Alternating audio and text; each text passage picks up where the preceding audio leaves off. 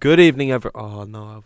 It's all good. Sorry, was looking at the wrong thing. Good evening, everyone, and welcome back to the World Online Racing YouTube channel for round number 5 of this PC Tier 1 season. Tonight, we head up north towards Mexico City to the Autodromo Hermano Rodriguez, as of course, the Mexican Grand Prix is a country of passion and undying love for sport, and I think F1 is no exception to that. With long straights and high-speed flowing S's, this circuit is fun, non-stop action.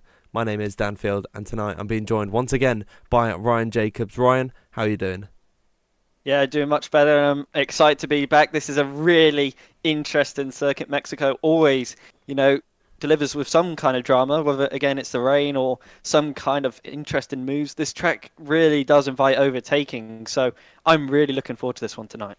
Yeah, absolutely. This circuit is one of my favourites to commentate on. I think a lot of drivers actually do tend to love this track because there's so much variety. You've got that massive long straight down and towards turn number 1 where, of course, on lap number 1, sometimes it's better to actually be starting from the second row of the grid so you get that slipstream. And, of course, the S's, although they're tricky, they are so fun when you hook it up right. And I think this race tonight is going to be absolutely incredible.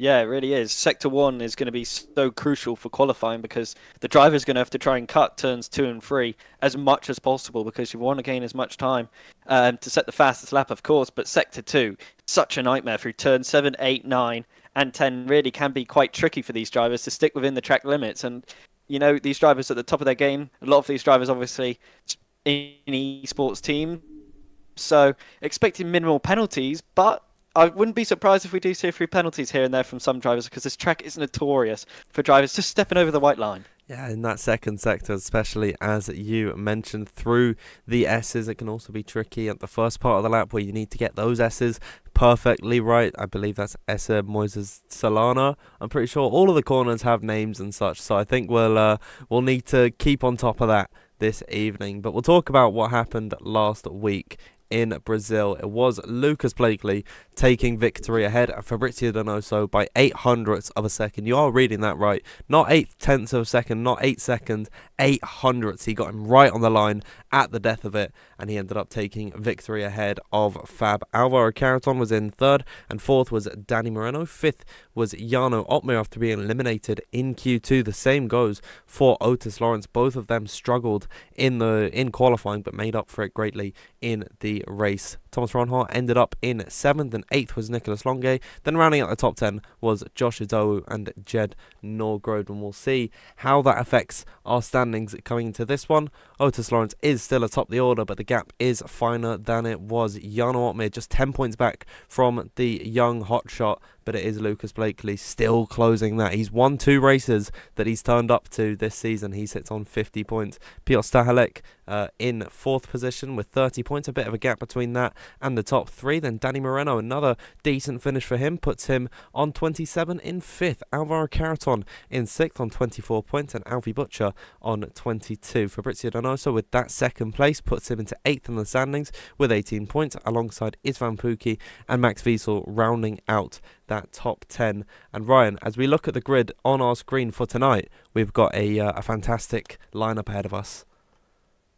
Yeah, we really do. Talent left, right and centre. And I think, the 3 drivers we're all going to be keeping a close eye on so far is obviously the top 3 in the championship, Otis, Jarno and Lucas. They've had such a interesting opening few rounds, and Lucas Blakely obviously missing one of the races, but coming back at Brazil and winning just about right to the line. So I'm going to be really interested to see how this plays out. But we've got an interesting championship battle at this moment in time between these 3. Yeah, absolutely, and I'm thinking it can go right to the end of the season. I mean, we saw in season 14, it was, I believe, Jake Benham and Thomas Ronhard, they took it out right to the last race. Nicholas Longe was still in there, but he didn't end up, being all that close. He was like 24 points back heading into the final race, and I think we could see a 3-way title fight right in the last race of the season, whenever that is. So I'm very much looking forward to seeing how the seasons of Otis Lawrence, Jarno Opmeer and Lucas Blakely, how they get on this evening. I'll run you through the full grid tonight. We've got in the Red Bull, Dylan Warren and Josh Idowu.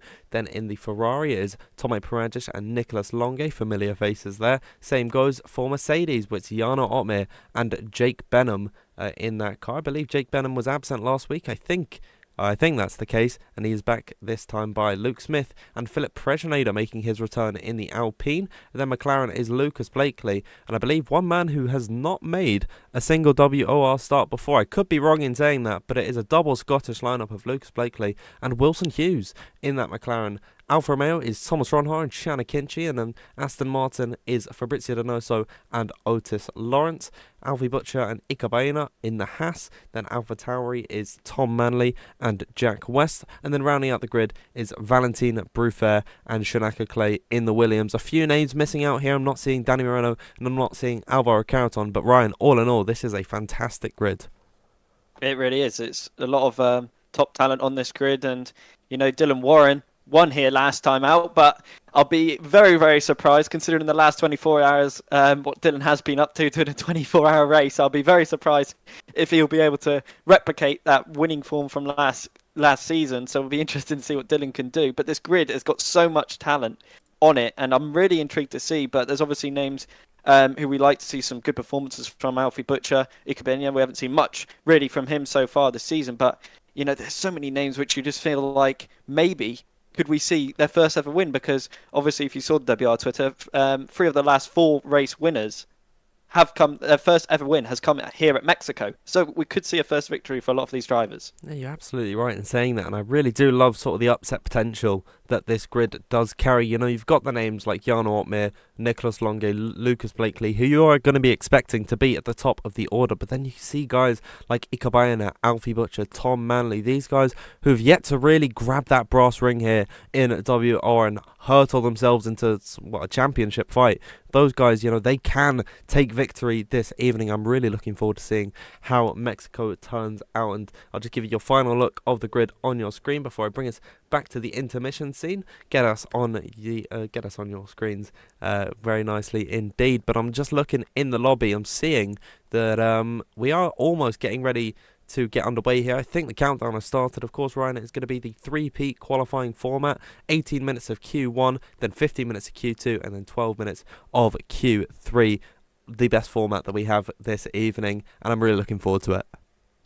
Yeah, qualifying's always interesting, and full qualifying always causes some kind of upset. And I wonder if the weather will play some kind of element in this one here tonight, because Mexico has been known several times to have some wet races here in WR, and there's always been some kind of drama.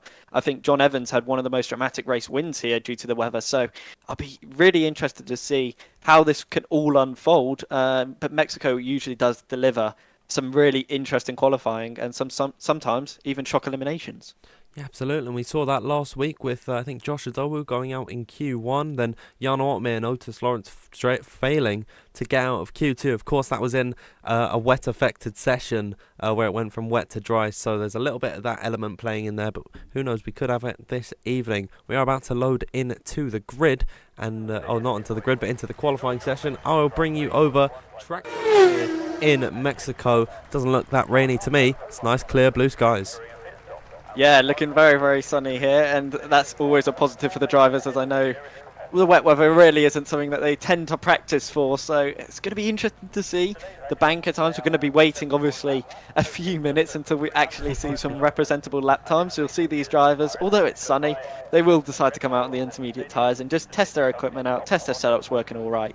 But yeah, this is where we'll have to, unfortunately, just wait a few minutes before the drivers actually start setting some lap times. Well, you can see that Philip Prejenader is the first man out on circuit, and he has got the intermediate tyres strapped onto that car. And if you are new here, you know that your eyes aren't deceiving you. That is indeed a set of the intermediates on that Alpine, and that is just to, as Ryan said, check the setup is working, make sure everything is well, and then he can come back into the pit lane, strap on a fresh set of the soft compounder tyres, and then go once again. I'm seeing a Red Bull also exiting the pit lane, so we'll have a few cars out on track in a moment. But Ryan, this is a perfect opportunity to get a sort of slow outlap here and just really take in this circuit for what it is. Yeah, it's got so many interesting corners. I particularly like these set of corners here. This double right is so satisfying, but also gives you a really unique opportunity to really dive it down the inside. And I think on lap 1 in particular, expect some drivers to really go for it into turn 6 and 7. Really, that is where I feel these drivers will really tend to just try and catch people out, or they might even go around the outside, because there's so many places that you can really just go for it around here. And if you can catch people off guard, you've really got to take that kind of risk and really utilize every opportunity you get, because it can be a DRS train around here sometimes. So, if you see a driver make any kind of mistake, you've really got to capitalize. Yeah, absolutely. And as we watch Philip Presnader come through this sort of stadium section here, it resembles that of a baseball stadium, and that is of course what it used to be. Now it's turned F1 grandstand. I love how it loops back under itself, then it leads into the Peraltada to get the lap underway, where you head in towards this massive long, this incredibly long pit straight, where we'll see we'll get up the telemetry. Of course it'll be a little bit slower this time by, but still on the intermediate tyres it'll be peaking at 205 miles per hour at the braking zone. Think about that, with DRS, full battery usage and slipstream in towards turn number 1. That is scarily quick for these F1 cars. Yeah, it is. And I wonder, with these obviously new brakes on this new game, where the brake bias is going to be so crucial, I wonder if we could see some maybe lockups from some of these drivers, and we could see some spins, because drivers are going to be trying to make some moves into turn 1, and they're going to brake as late as they possibly can, and they've got to keep in mind not to lock those rear tyres, because we saw at Austria at round 1 where Jarno tried to make that move on the final lap against Lucas Blakely. He got a bit too greedy, braking a little bit too late, locking the rear tyres and going for a little spin. So, it's not out of the question these drivers can make those kind of mistakes, but that just shows you they really are pushing the limits, and they're trying to get that victory. So I'll be interested to see if we see some late braking moves into turn 1, and it'll be interesting to see if we see any kind of mistakes like we saw from Jarno. Yeah, absolutely. Of course, turn number 1, it is a bit risky to go for a move, because of course it feeds back onto itself in towards turn number 2, where it's going to immediately dart back to the left, so it can definitely provide some side-by-side action. And I think it's going to be really interesting to see who's going to be brave enough to go deep on the brakes into that corner, as Philip Presnader comes across the line, 1:20.3. It's a nice little introduction into this qualifying session. Notice Dylan Warren, he's come out on a set of a hard compound of tyres. Interestingly enough, this isn't going to be a push he'll be setting an actual push lap on, but it's very interesting to see why he's opted for this. He might want to save these for the race. I'm not too sure why he has opted to come out on this set. Nevertheless, he goes into P2, just 600ths down on Philip Presnader as more cars come out onto the circuit. I still think, Ryan, they're all on the intermediates. Yeah, I think to answer your question about Dylan, it's because he obviously just came off a 24-hour race, and he's done absolutely no practice for this. So he's stuck on the hard tyres, and I think he's just really trying to get used to the track right now. You see, if you're on board with him, he's using absolutely no DRS. He's just using the DRS at this moment in time and just really getting an understanding for the track. And he's put a lot of fuel in the car, so he's just going to go for lap after lap after lap until it's really necessary for him to set on the soft tyres and really try and put in a good qualifying lap. So at this moment in time, I think Dylan Warren's just using this time in qualifying to really get a good understanding of the track. But again, it's quite interesting that he's deciding to waste a set of hard tyres. Yeah, I've just noticed in the live chat, Goatified Rat has said Dylan has been live for 25 hours at the moment. So he's definitely going through it. I wouldn't be surprised if he just straight lines turn 1 if he falls asleep at the wheel, because I don't know how he can do that. But yeah, wow. Dylan Warren, we'll see what he does then as he comes through the final few corners in towards Peraltada. Corner can be a little bit tricky on the traction, but on the hard tyres and going a little bit slower than you would normally do. Dylan Warren has no problems through there. Comes across the line 1:19.683, probably about as quick as I can do on a set of a soft compound of tyre. So yeah, fair play to Dylan Warren on, I'd assume, just 0 hours sleep. Yeah, it's really impressive. You just got to think this man is going to be so tired behind the wheel, and I think if he has one kind of mistake into turn 1, don't be surprised if he does decide to retire the car, because I think he needs some sleep, and maybe in the pit stops he might be having some kind of energy drink just to try and keep himself awake. But yeah, Jarno Opmeer setting a 1:19.9 on the intermediate tyre, so he's showing some good pace on these inters. Meanwhile, I guess we'll just watch Dylan Warren just set some laps. Yeah, Jarno Opmeer coming across the line with a 1:19.997, very close to that 1:20, as Dylan Warren continues along his run in that famed 66. I really have come to associate that number with Dylan WOR, and he's continuing to improve. So I think lap after lap he is just going to keep on pushing, try and test the limits of the setup and of the car that he has at the moment. We'll see what he can do as he hops and skips over the curb of turn number 16 in towards the final corner of 17 off the exit. Typically in qualifying, you'd want to hug that inside line to get the shortest run up towards it, but if you're continuing laps and laps on laps, then you're going to want to take that long line, carry as much speed as you can in towards that first corner. Yeah, and it's just interesting to see the lines he's taken as well. At this moment in time, all getting a little bit out of shape there, locking the rear a little bit, and you can just see he's just trying to cut these corners as much as he can, because you've really got to utilise the track limits around here and cut as much as you can to gain as much time. So it's going to be interesting to see, once these drivers really do stick on the soft tyres, how much they're going to be able to cut, because the setup's obviously going to be quite important around here too, and especially for the middle sector you need a lot of high downforce, whereas you want a good low downforce for the straight. So again, it's going to be interesting to see the setup differences between a lot of these cars, because obviously different drivers have different strengths and weaknesses, and realistically you want to run as low wings as possible around here in Mexico, because you want to have the best top speed to be able to overtake on these long straights. Yeah, it's a fine margin of trying to get that top speed but not sacrifice too much downforce, because of course you're going to need that for that second sector, and if you don't have enough downforce you're going to be sliding all over the place and really just, you know, losing touch with the car. It's not going to feel good to drive whatsoever, so you really do need to tune the setup absolutely perfect. Dylan WOR invalidated his lap off the exit of turn number 7 at Horquila.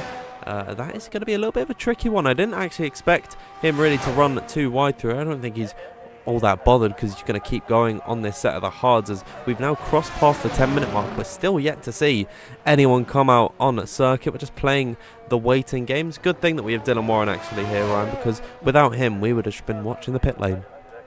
Yeah, it's a little bit of entertainment, but it's also interesting to see how he's improving each lap, or how the tyres are starting to fade away as well, because Mexico's always been known on every kind of F1 game to have really bad tyre wear. And so again, the strategy, by the way, is going to be really interesting here today. I wonder if we'll see a lot of overcuts from a lot of these drivers, because certainly you don't want to really be the first one to pit around Mexico, because the tyre drop-off is really significant around here, because there's so many fast corners and you're having to chuck the car left, right, and just the tyres just drop really, really quickly. So tyre management is going to be a key element in this race today. I remember when I was league racing, I think back on F1 2019, F1 2020, that was when I was last doing it. The two-stop around Mexico in a 50% race, that was definitely a valid...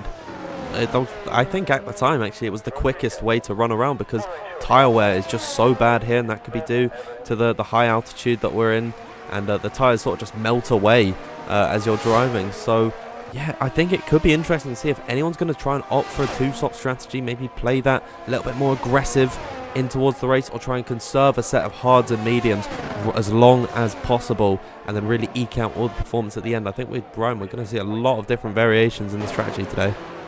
Yeah, and we've seen it on every single track so far, which is brilliant. And I think Mexico will find even more unique strategies, and I really do wonder what kind of tyre choices they will start out on, because obviously at Brazil we saw softs, mediums, even hards, and I wonder what these drivers will all go for, because every single track has been different for every driver to choose a different set of tyres. So I'm going to be intrigued, but I feel like I think the hard tyres are definitely probably going to be the optimal tyre to be on, just simply because they last the longest, and you know, you can get the most out of them. And I wonder what the strategy will be, because these drivers love to do different tactics, different strategies every single round.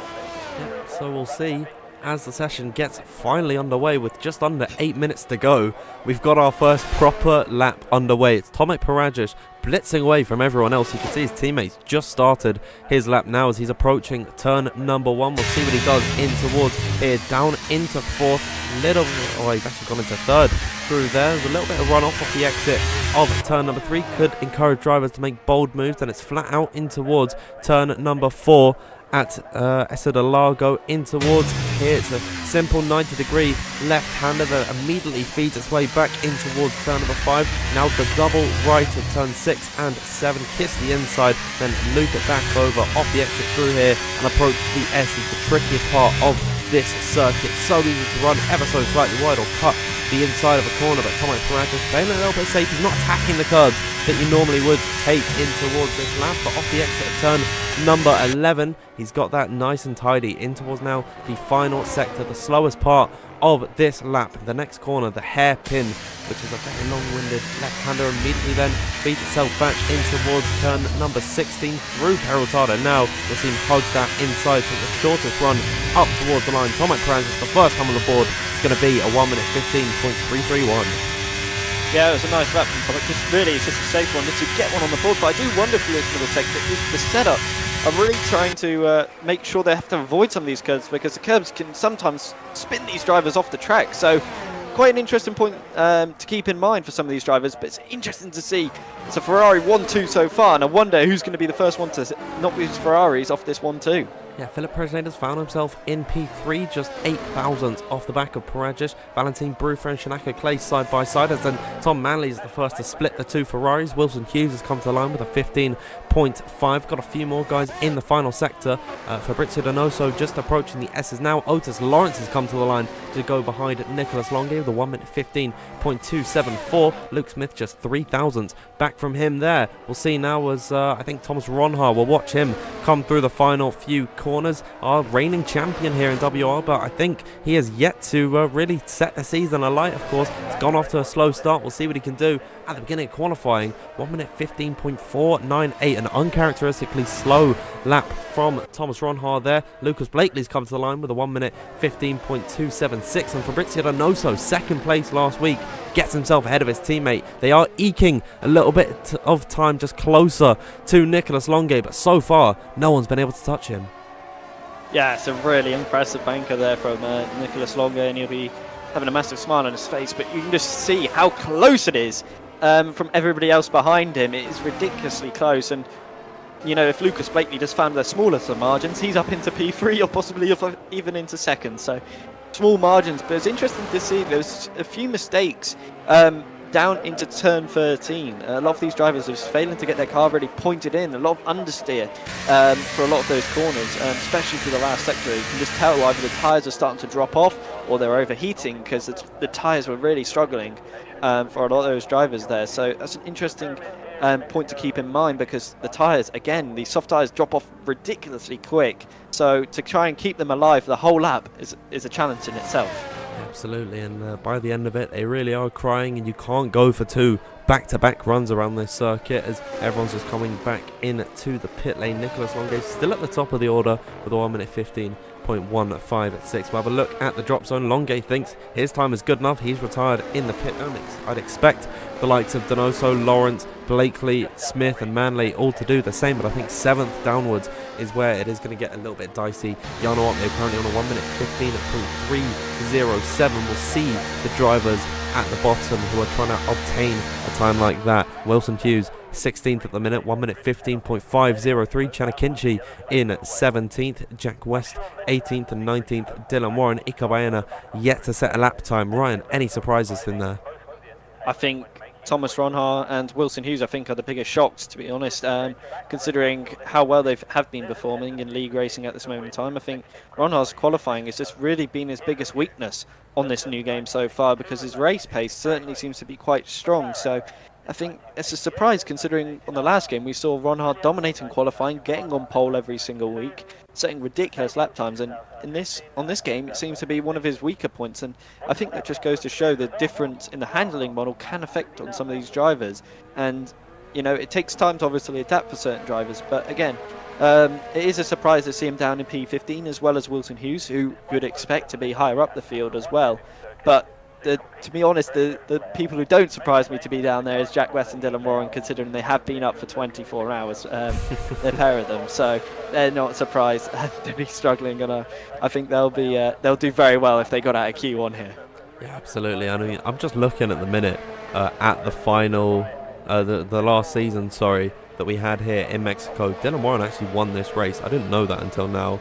Then it was Yannick Schmidt in 3rd position and Jake Benham in 2nd. So something massive must have happened in that race. I mean, it's completely gone from my memory. I think I've just erased F1 22 in its entirety. But yeah, Dylan Warren, he's not living up to the success that he's had around this circuit. We can see the first man out on track, Jack West, in his AlphaTauri, currently in the drop zone. And Ryan, I'm wondering, has he fueled up that AlphaTauri a little bit more, just in case he needs to go for a second lap in a row with just under 2 minutes? That looks less likely. Yeah, I think he definitely wouldn't have. Jack's an interesting person when it comes to this. I feel like he definitely would have underfueled the car to make sure he just has enough for one lap. You can see he's just burning off all the fuel and warming up the tyres. So I think he's really going to go for it here, and he's going to have to. He's only going to have one shot at this, and he's going out early to make sure he avoids all the traffic, which comes after it as well. So it'll be interesting to see what Jack can do.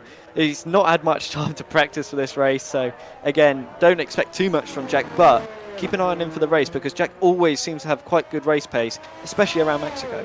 Absolutely. We'll see what he can do then as he gets his lap underway. And I think now is a good time to ask everyone in the live chat. We've got almost 1,000 people watching. What do you think the cut-off time is going to be, and who is going to just miss out on the Q2 session? We'll see what Jack West does as he approaches turn number 1. Immediately dart the car left, keep it pinned to the right, and then move it back towards that left-hand side. A little bit of runoff through here. You don't want to extend it, of course, not to invalidate your lap. Then blitz down in towards turn number 4. We'll ride on board with the AlphaTauri as he meets his braking zone just at the 100-meter board. 90-degree left-hander through here, then swing it back in towards the right-hand side. Keep to the curb on the outside, then clip the inside apex's double right-hander through there. Very nicely done by Jack West. Now in towards the S's section. We're going to dance the car left, back, then right, ride the curbs in towards the next left, and then immediately swing the car in towards turn number 10 and 11 off the exit through here. Jack West really going for it on at this lap. We'll see what his improvement is. He's up by almost 0.2 of a second now through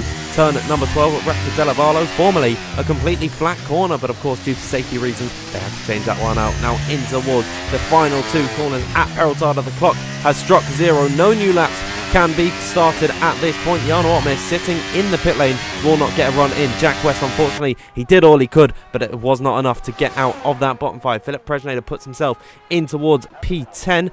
Valentin Brufer in a spot of bother at the minute, currently P12, but he is invalidated on his run. His teammate for the evening, Shanaka Clay, just behind him by 0.04 of a second. Is he improving on this run? We'll see what he can do then as he exits the final corner now. What's it going to be for Shanaka Clay? P11, it's an improvement, but very slight. Wilson Hughes then up next towards the line. He's improved by almost 1/10 of a second. This should get him out the drop zone for the time being very comfortably in towards P8, and should see himself in towards the next session. Tom Manley to the 9 with a 1 minute 15.088. A fantastic effort from the AlphaTauri. Puts himself on P1 for this session. Alfie Butcher in towards 4th position. Tomek Parajic is in that final sector now, but a few more guys come towards the line. Dylan Warren eliminated from this session as Chanakinchi spins through Peraltada. That puts him out of qualifying. He is eliminated. Ikabayana has come across the line in P19. He is also out of the session. Valentin Brufer with that validation eliminated from this session, and the bottom 5 is set. We'll watch Tomek Parajic come through the final corner. It's not going to matter. He is safe in towards the next session,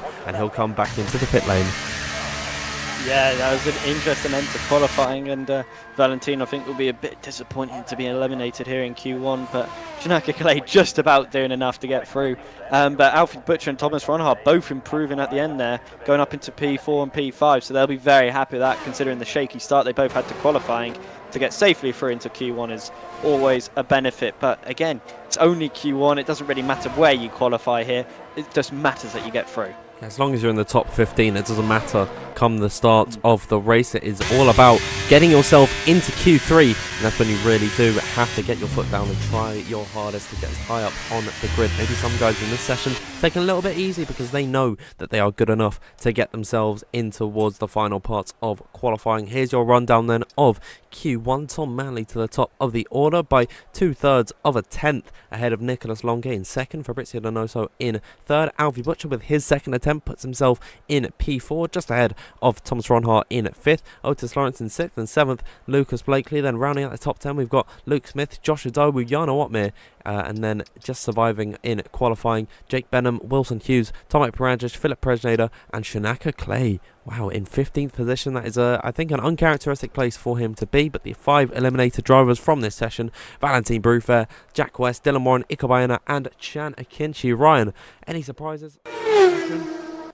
I would say it was not really much of a surprise, to be fair, considering, you know, if you're taking the factors for a lot of those drivers who might have been up for a very long time and he'll still get to sleep. But yeah, it's going to be interesting here for Q2. I think that's going to be the really interesting part and see who's going to be eliminated, because we've seen time and time again, we've seen a few shock names to be knocked out here in Q2. So I'll be interested to see. But again, a few of these drivers have used 2 sets of soft tyres. So again, they'll be at a disadvantage to the drivers who just set 1 lap here in Q1. So keep that in mind. There will be some advantages for these drivers who, like Nicholas Longay and Lucas Blakely, who decided just to set the 1 lap. And Q2. Absolutely, as I bring you back over in towards the game scene, everyone coming out on circuit, or most drivers exiting the pit lane. This is going to be on a scrub set of the tyres, so this will be what the drivers used in Q1. That is possibly to give yourself a little bit of a psychological advantage on your banker lap. As you can see, everyone piling in towards turn of 1. That is a scary sight, and I'm wondering, are we going to see any grid penalties for illegal blocking? I'm going to keep my fingers crossed here, because I know that these guys, they like to go slow on their outlaps, and that will sometimes net them penalties. Yeah, this is looking really interesting though, because everybody seems to be like rushing for track position. To me, that seems maybe a little bit like rain or something could be on the way, but Ooh. I think it definitely could be some scrubbed tyres by the looks of things, and everybody's just for some reason having a little bit of a battle on their outlaps. But it could be an indication of rain on the way. We'll have to wait and see. This could be fresh tyres, and everybody is fighting for track position. We'll have to. I'm not sure. This is just me purely speculating here. But considering how many drivers have all decided to rush out and how close they all are, it could be something to keep in mind. Josh Radowu, he doesn't care. He's just sitting in the pit lane at the minute. But it is Otis Lawrence who's filed his way to the front of the order. He will be the first man to set his banker time. And if this is indeed on a scrub set of the tyres, then we're going to be expecting a lot slower lap times that we saw in Q1. And the point of rain is very interesting. But just looking at the sky, I mean, it doesn't seem like there's any cloud coverage whatsoever. And the sun is still shining on the circuit. Try saying that 5 times fast. I don't think you can. But Otis Lawrence now through the final corner to begin this lap. In towards turn of 1 he goes, and we'll see what speed he can reach. Yeah, it'd be interesting to see what Otis can do. He's obviously leading this championship at this moment in time, so all the pressure on his shoulders to continue his championship lead here at Mexico.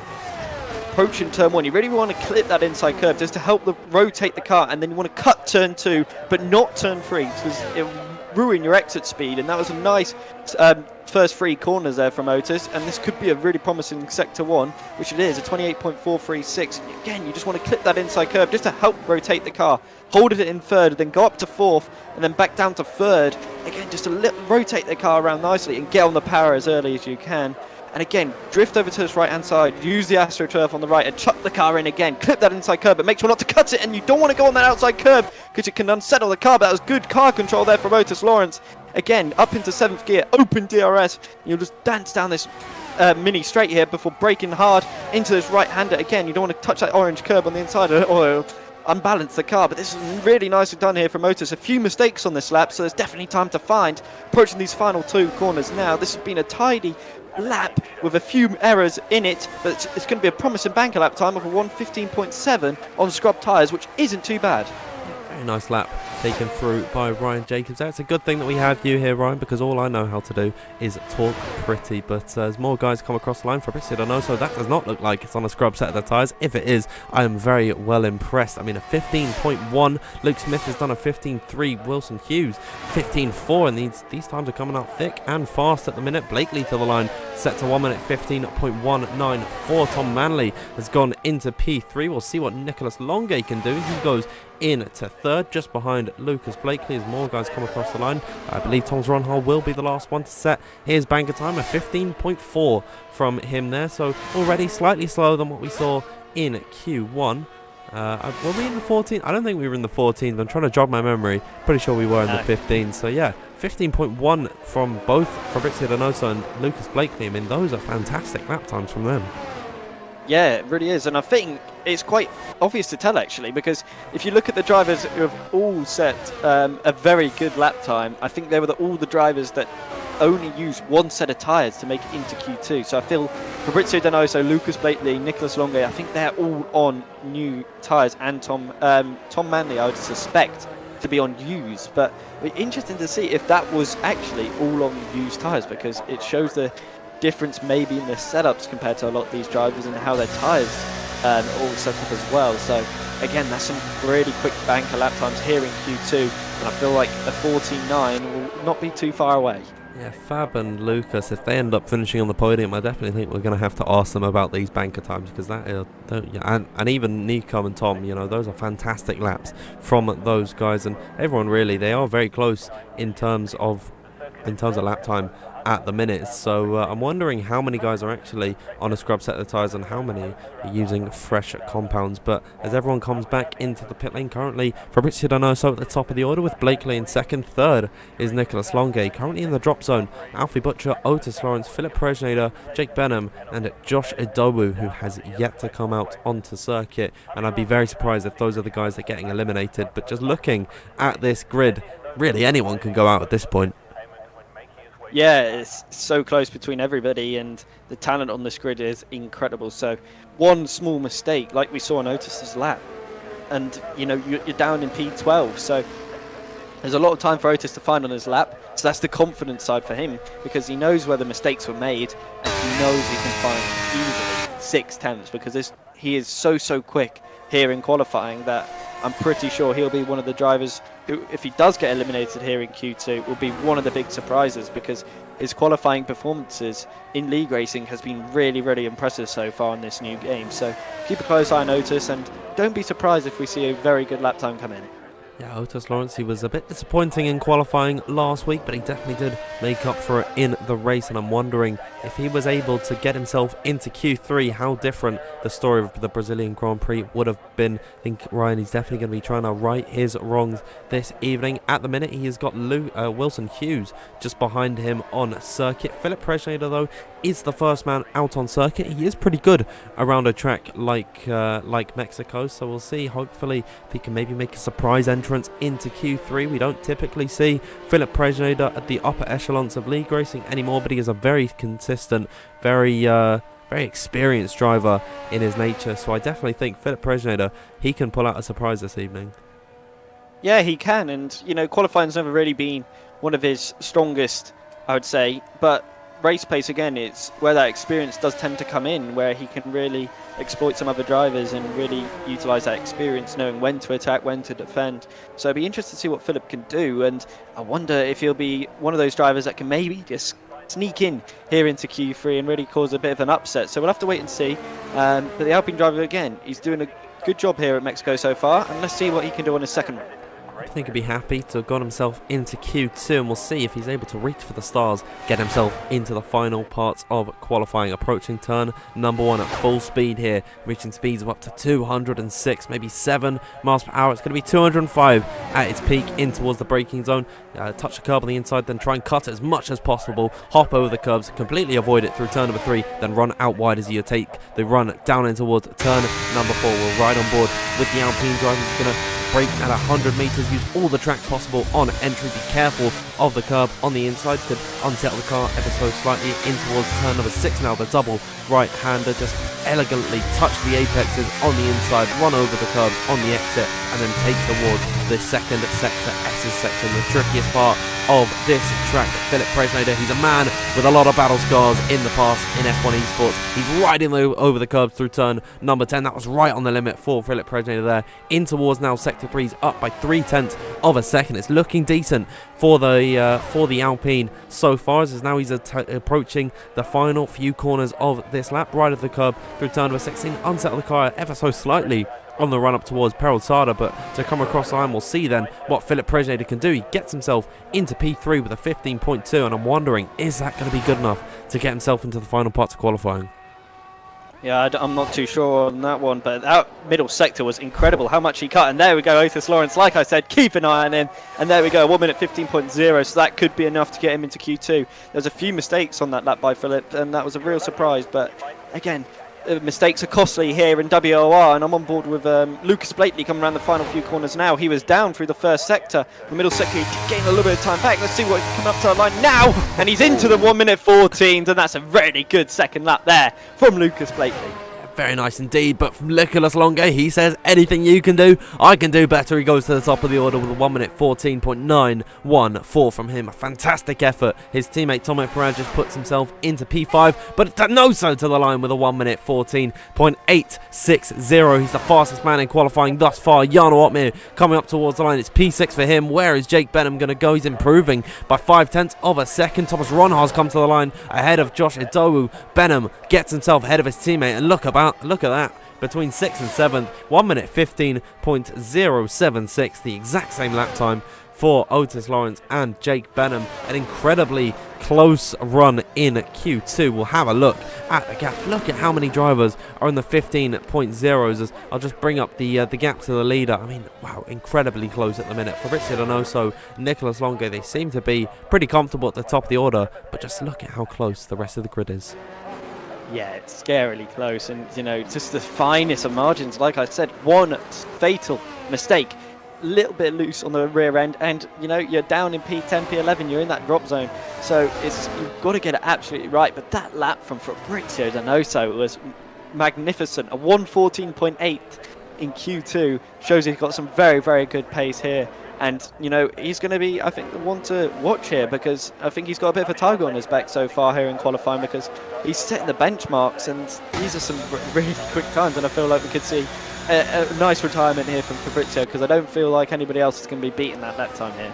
Fabrizio Donoso been really quick so far on this game. He's one of the most experienced drivers that we have. Of course, he took Brendan Lee to a title fight in the first season of F1 Esports, right towards the death of it in Abu Dhabi back in 2017, and he has been a part of the F1 Esports scene ever since then, and he's never fallen off the pace. He's always been sort of in that upper mid tier. He's not really broken out as a complete star like your Lucas Blakeleys and your Jarno Opmeers, but Donoso, I think F1 23, this really can be his game, because so far in league racing, he's been incredibly quick. I mean, he was second last time out in Brazil. I believe he was on pole position, I'm not too sure. And now he's looking on track to potentially do the same thing here in Mexico.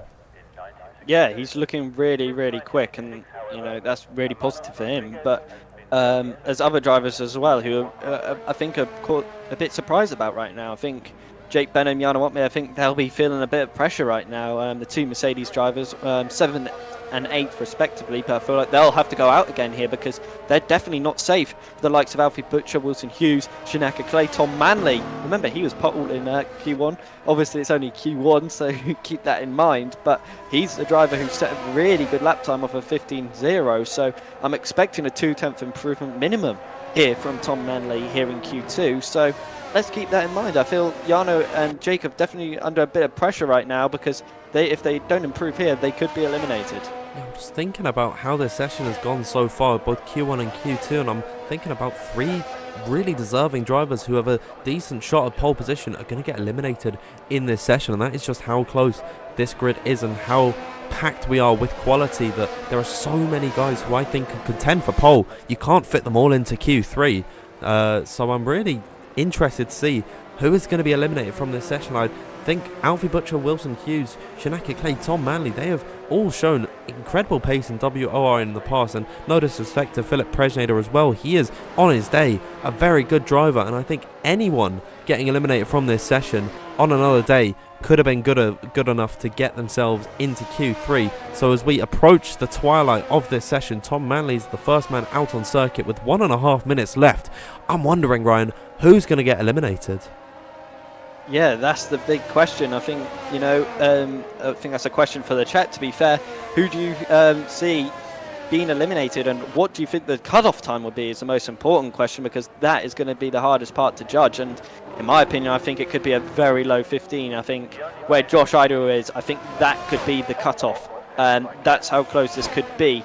We'll have to wait and see. But Tom Manley, he's in trouble at this moment in time, so he's under a lot of pressure on his final run. Currently 15th and last at the minute in Q2. I'm very interested to see that Lucas Blakely has come out onto the circuit as well on a 14.9 as Tom Manley hits the apex at turn number 1. We'll ride on board with him as he cuts turn number 2 as much as he can, then run it out wide through turn number 3, get the power down, open up the DRS as early as possible, approach turn number 4 at top speed, hit the apex, at turn number 4. Then on the inside, be careful of that curb, swing it back over to the right hand side, then use all the curbing on the exit to get the widest run in towards double right-hander, then use all of the track on the exit, drift over towards the right hand side of your approach.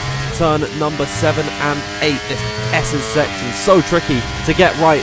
Not many guys have fallen victim to this so far. A little bit wide through turn number 9. He's on the curves at turn number 10. It's been a little bit scrappy for Tom Manley so far. He is improving, and he's actually purple through this sector, so he's almost 2/10 up on his previous best. Lucas Blakely, he wasn't able to actually get a lap in. I think he came into the pit lane at the end of his outlap, but now Tom Manley, he's invalidated through turn number 16. Tom Manley going to be eliminated from this session right at the death of that. Is heartbreak for him this evening. Luke Smith will be the next one to come across the line, gets himself a little bit safer into Q3 in P6. Philip Presnader up next towards the line, jumps ahead of his teammate with a 1 minute 15.035. Tomek Parajis going to be splitting those two. Will ride on board and then with Jarno Otmir through the final few corners. His teammate Jake Benham is just ahead of him along the circuit, but in the drop zone of the minute, Jarno Otmir could be in danger. Wilson Hughes is coming to the pit lane. He's out of this session. Shanaka Clay also eliminated from qualifying. Alfie Butcher's put himself into P3, so he is going to be firmly safe into the next session, as is Jarno Otmir, gets himself into P5. Jake Benham will be the last one to come across the line, but he is down on his previous best, and he's not going to be improving. Jake Benham out of this session. Luke Smith as well, and Shanaka Clay, Wilson Hughes, Tom Manley, they are all missing out on Q3, and I think there are some big names that have been eliminated. Yeah, Jake Benham, Shanaka Clay, Wilson Hughes, Tom Manley, that's the biggest surprise for me, considering his Q1 performance. So that's some big surprises to see lost there. But my, some very good laps right at the death there, and Jarno did enough to get through, so he'll be feeling the pressure lifted off his shoulders. But Philip Presnader, getting up into P9 there, he did a very good lap at the end there just to sneak in to Q3, and that was a good qualifying performance there from Philip in the Alpine as well as Tomek up into P10. So that's two good performances from those two drivers. Absolutely, as we'll get the full rundown of this Q2 session for Fabrizio Donoso. No one was able to touch his time at the top of the order with a 1 minute 14.860, and I think he's got to be the front runner for pole position this evening. But Nicolas Longuet's former teammate, definitely going to be keeping an eye on him. Alfie Butcher with his second attempt gets himself into P3. Otis Lawrence in 4th, 5th is Otmir, 6th Blakely, 7th Ron Hart, Idowu 8th, 9th is Presnader, and then running at the top 10 and just surviving is Parajis. Then Smith, Benham, Clay, Hughes and Manley all eliminated in this session, and I agree with you, Ryan. I think Tom Manley, he is the biggest shock here. Yeah, just the performance he put in that Q1 session, it looked like he was definitely going to be one to watch here, and someone that could really challenge for pole position here tonight. But that fatal mistake just towards entry, just trying to maximize all the curb on the outside, just got a little bit too greedy, just stepped over the white line and unfortunately invalidated. So it's a unfortunate mistake there from Tom, but I'm sure he'll be able to pick himself up, considering his pace in qualifying. If we have to go off that, I think he's going to have some very promising race pace. But again, one thing to note is the lines a lot of these drivers are taking in Sector 3, particular into Turn 15. Some of these drivers are cutting that corner and using that orange sausage curb, where some drivers are avoiding it, where it doesn't really unsettle the car. So it's interesting to see the different lines in that last sector in particular, and the time it can gain or it can lose. Yeah, well, whatever lines Fabrizio Donoso is taking, it is surely working for him. He is the first man out in Q3 at the minute, just taking to the track as early as possible, really getting a feel for it. I'm wondering if he's using those tyres that he's been able to save up thus far in qualifying to just get out ahead of the pack and go as early as he can, utilise the clear air and try not get impeded by any runners, as he is now along the circuit. This is a 12-minute session, so really time is of the essence in Q3. It does add to the pressure so much along here that if you make a mistake, you're not going to have the 18 minutes that you've got in Q1 or the 15 in Q2. It's only 12 along through here, so definitely these guys, Brian, they're going to want to use as much time out on circuit as possible.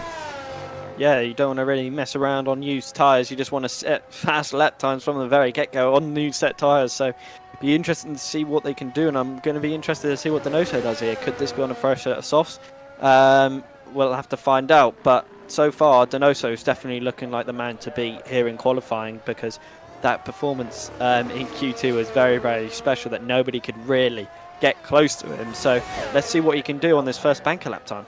Absolutely, is Fabrizio Donoso then heads his way in towards turn number 1. We'll see what he can do as he approaches this first set of S's at the end of the straight, whereas we're going to see plenty of overtakes through here. Of course, this corner really does tighten up, but it feeds in towards the S's so that any moves that aren't complete in turn number 1 can be maximised in turns 2 and 3. Again, he's going to drift over towards that right-hand side a little bit earlier than everyone normally does, but in towards the next part of the lap into sector 2. We'll see what his sector time is. Never mind, I've not got it on my screen. I'll get that up in just a moment's time, but we'll continue riding along with Fabrizio Donoso. Misses apex ever so slightly through turn number 6 and 7. You want to be a little bit careful not to ride the curbs too much through there. Really can unsettle the car, as there's the sort of story with all the other curbs along this circuit. Then as he heads in towards the S's, taking that very aggressively through here. Fabrizio Donoso, he's been on rails this lap so far. Once again, purple in sector 2. He's the only man who have set an actual lap time thus far, and we'll ride on board with him as he heads through the stadium section, avoiding any sausage curb possible through here, and then keeping it pinned towards the left and swinging it over back towards the right, keep it towards the right hand side, and for all of that he'll just come back into the pit lane. Fabrizio Donoso not going to get that lap done, and we'll see him drive back into the pits. Yeah, I think he's just trying to kill time there, and now he's just going to rush back into the pits again, fresh set of soft tyres on, and he'll go right back out there and try and get pole position. But again, we've got Philip Presneda, who's going to be the first driver to actually, fingers crossed, set a valid lap time and not go into the pits before the line. So we'll have to wait and see. But it's been a really impressive qualifying performance so far from Philip, and he's looking very, very strong so far here at Mexico. So let's see how this all unfolds. And obviously there's a long way left to go, and he'll probably get 2 runs in as long as he doesn't make any kind of big mistake. So let's see what Philip can do. I've been made to look a fool by Fabrizio Donoso. Everyone's making fun of me now in the chat that he's come back into the pit lane. If he finishes on the podium, I'll be having some strong words with him. Let's hope that Philip gets his lap done then as he approaches the start of this lap. Now, most drivers out on track at the minute. Fabrizio Donoso is the last man to come out on the track. He's just exiting the pit lane now. Philip Presneda, will see what he can do. Very impressed with him thus far, and I didn't expect him, hand on heart here, I didn't expect him to get into Q3, but I've been very pleasantly surprised with his performance. The lone Alpine then will take to this lap. Yeah, again, it's going to be a long wait before he finally reaches the braking point of turn 1, braking just around the 100-meter board. And again, going down to 4th gear, missing that inside curb, but cutting as much as you can of turn 2 and just avoiding turn 3. On previous games, you'd want to cut both turn 2 and 3 to gain as much time as you possibly can. Again, you'll hug to this right-hand side, braking just at the 100-meter board. Use a bit of the outside curb again before letting the car just rotate on these curbs. Really nicely done there from Philip. Again, carrying as much minimum speed as possible. Again, really nice line there from Philip. Again, getting on the power. The speed is really tidy. First sector and middle so far. Again, don't want to use too much of the outside curb, otherwise the car will unsettle and probably send you spinning. And again, this is probably the hardest part to keep the car valid, and that was nicely done again. It's been a good middle sector and a good first banker lap time here on the softs. See what he can do as he comes through the final few corners. He's got an Alfa Romeo just in front of him. That's Thomas Ronhaar. Hopefully not going to be impeding Philip Presneda too much, and he's really got in the way there. Thomas Ronhaar, I think that's careless from the Dutchman, I've got to say, because Philip Presneda's lap's been completely ruined. We'll see what he can do. He comes across the line of 15.8. He's shaking the wheel in frustration at the Alfa Romeo that got in his way, and I think Thomas Ronhaar might be looked at by the stewards there as Josh Adobu comes to the line. That is the first proper lap time we've seen today, a 1 minute 15.030. Not today, but just of this session so far. We'll see who's up next towards the line. I think that it is Otis Lawrence. He's not purple in that second sector. We'll see what he can do as he comes through the final few corners of this lap. In sector 3, can he make up the time? Is he going to ride that curve on the inside? Indeed he will, really unsettling the car. Has to counter steer towards the left, but he's been able to save the car. Very nice control by Otis Lawrence there. Has it paid dividends? He comes across the line. Indeed it has. 1 minute 14.974 from him. A very nice banker time. Yeah, Otis really drifted the car, did you see, into turn 13. It was almost like Tokyo Drift the way he was going into that corner. And it managed to gain him time, but on previous installments of these games, it would lose your time. So it's really interesting to see. But Lucas Blately, a 1:14.780. That is ridiculously impressive. And Nick Nicholas Longay goes even quicker. Wow, what a lap time that is. And on board with Yarno coming up to the line now. Can he get close to these two? No, he cannot. It's up into P4, but that's not bad at all. But what a lap time from the Ferrari of Nicholas Longay.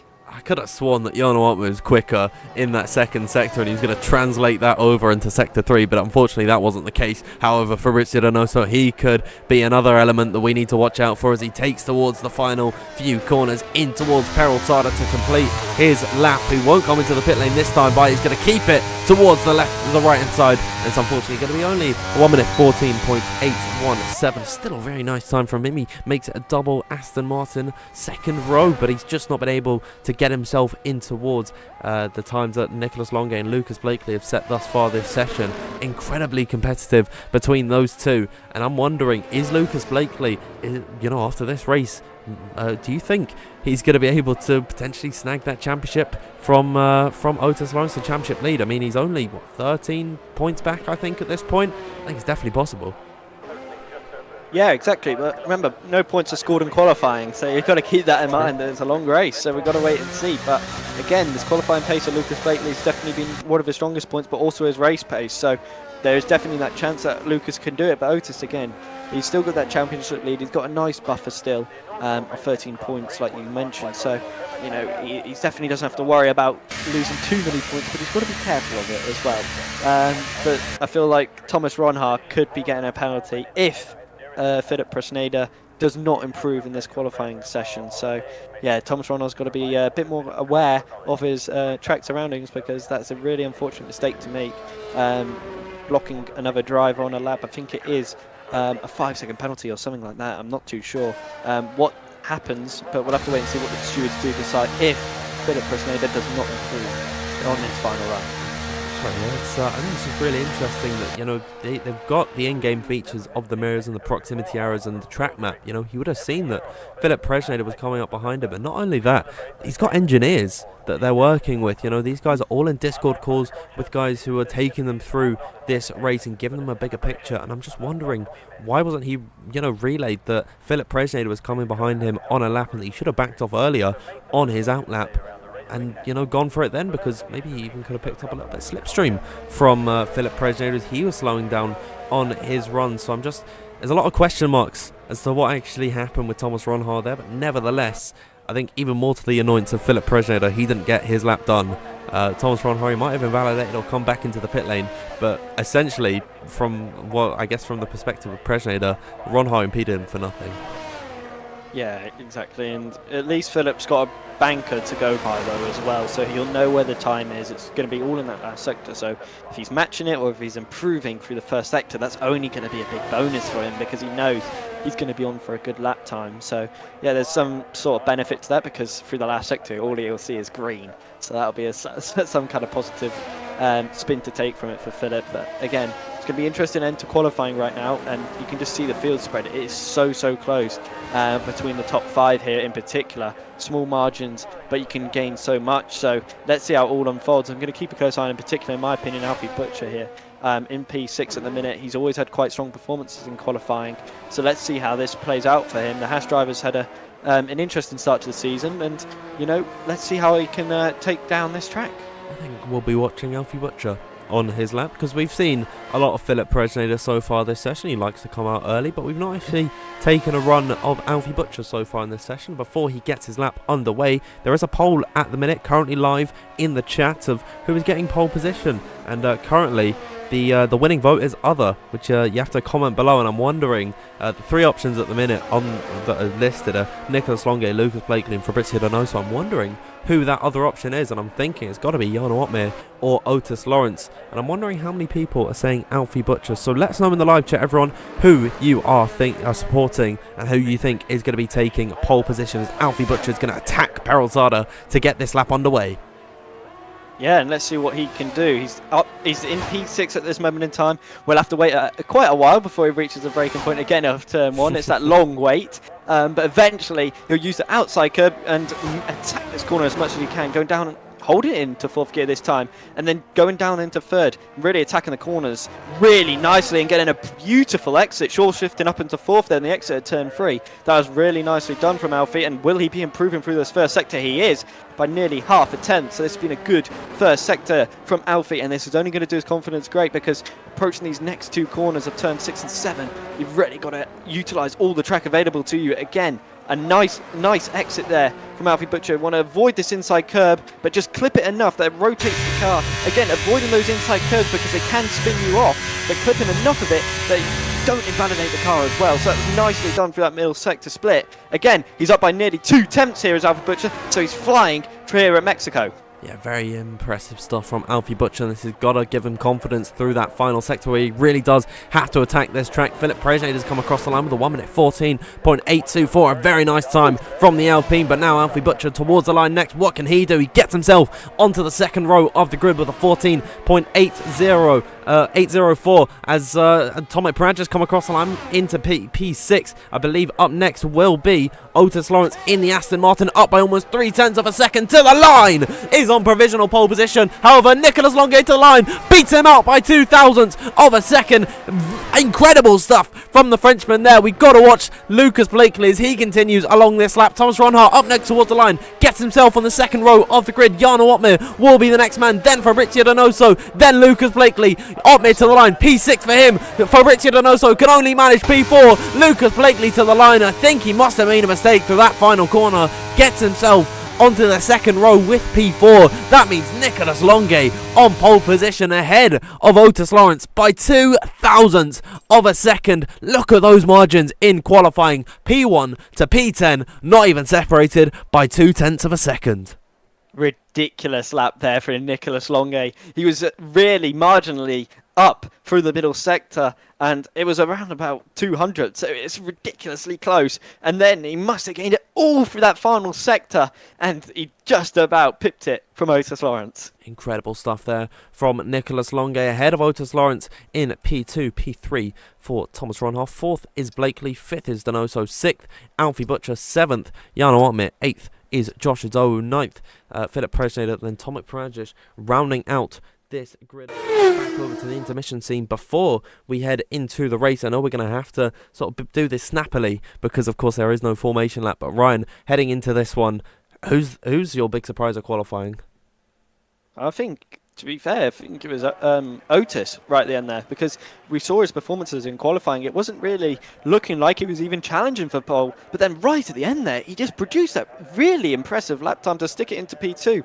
You know, we were saying, oh, could Lucas, you know, take the championship lead here today because of his qualifying performances, and he must have heard that because he's used that as motivation and put that lap time on the board. So that was a really impressive qualifying there from Otis, and again, you know, that's why he's our championship leader at this moment in time, because he can produce lap times like that and deliver in the race. Absolutely, and I'll bring us back over to the game scene so we can get ready for this race. I think we are about to head into it very soon. Oh, never mind, we are getting the 5 red lights now. No countdown here in Mexico. Nicholas Longuet on pole alongside Otis Lawrence, and we are away here in Mexico, and it looks to be a good start from Otis Lawrence heading down in towards turn number 1. Nicholas Longuet going to do his best to cover off the charging Aston Martin. In behind, here comes Thomas Ronhart and Lucas Blakely as they approach turn number 1. They're going to be 3 wide, possibly 4 into the corner. Ronhart looking the long way round, but they're 3 wide for third position at the minute. Contact between Ronhart and Alfie Butcher in the Haas. Off the exit then of the third corner. Cars going off the track. That's Wilson Hughes and Shanaka Clay venturing towards the extremities of this track. But at the end of the first sector, Nicholas Longuet, he's maintained his lead over Otis Lawrence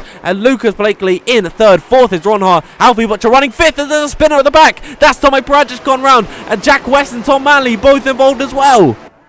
Yeah, Jack West has just gone into the back of Tom Manley, and Tom Manley's gone for a spin as well. Oh, he is furious over that mistake, and that is really unfortunate. And I think Jack West is going to call it a day already, and that's an unfortunate mistake. It's a virtual safety car has been deployed, so it gives us a little bit of a breather after that dramatic opening lap. But let's quickly just talk about the tyres. Again, it's the top 3 on the soft compound tyres, as well as Wilson Hughes, Tomek Parad and Jack West were all on the softs. So Jack West had a really good start to this race, but unfortunately it's all slipped away. But what surprised me the most was Thomas Ronhart's straight line speed. It was ridiculously impressive. He was nearly first, just on the straight line speed alone. So keep that in mind. It seems to me the Alfa Romeo has got good top speed.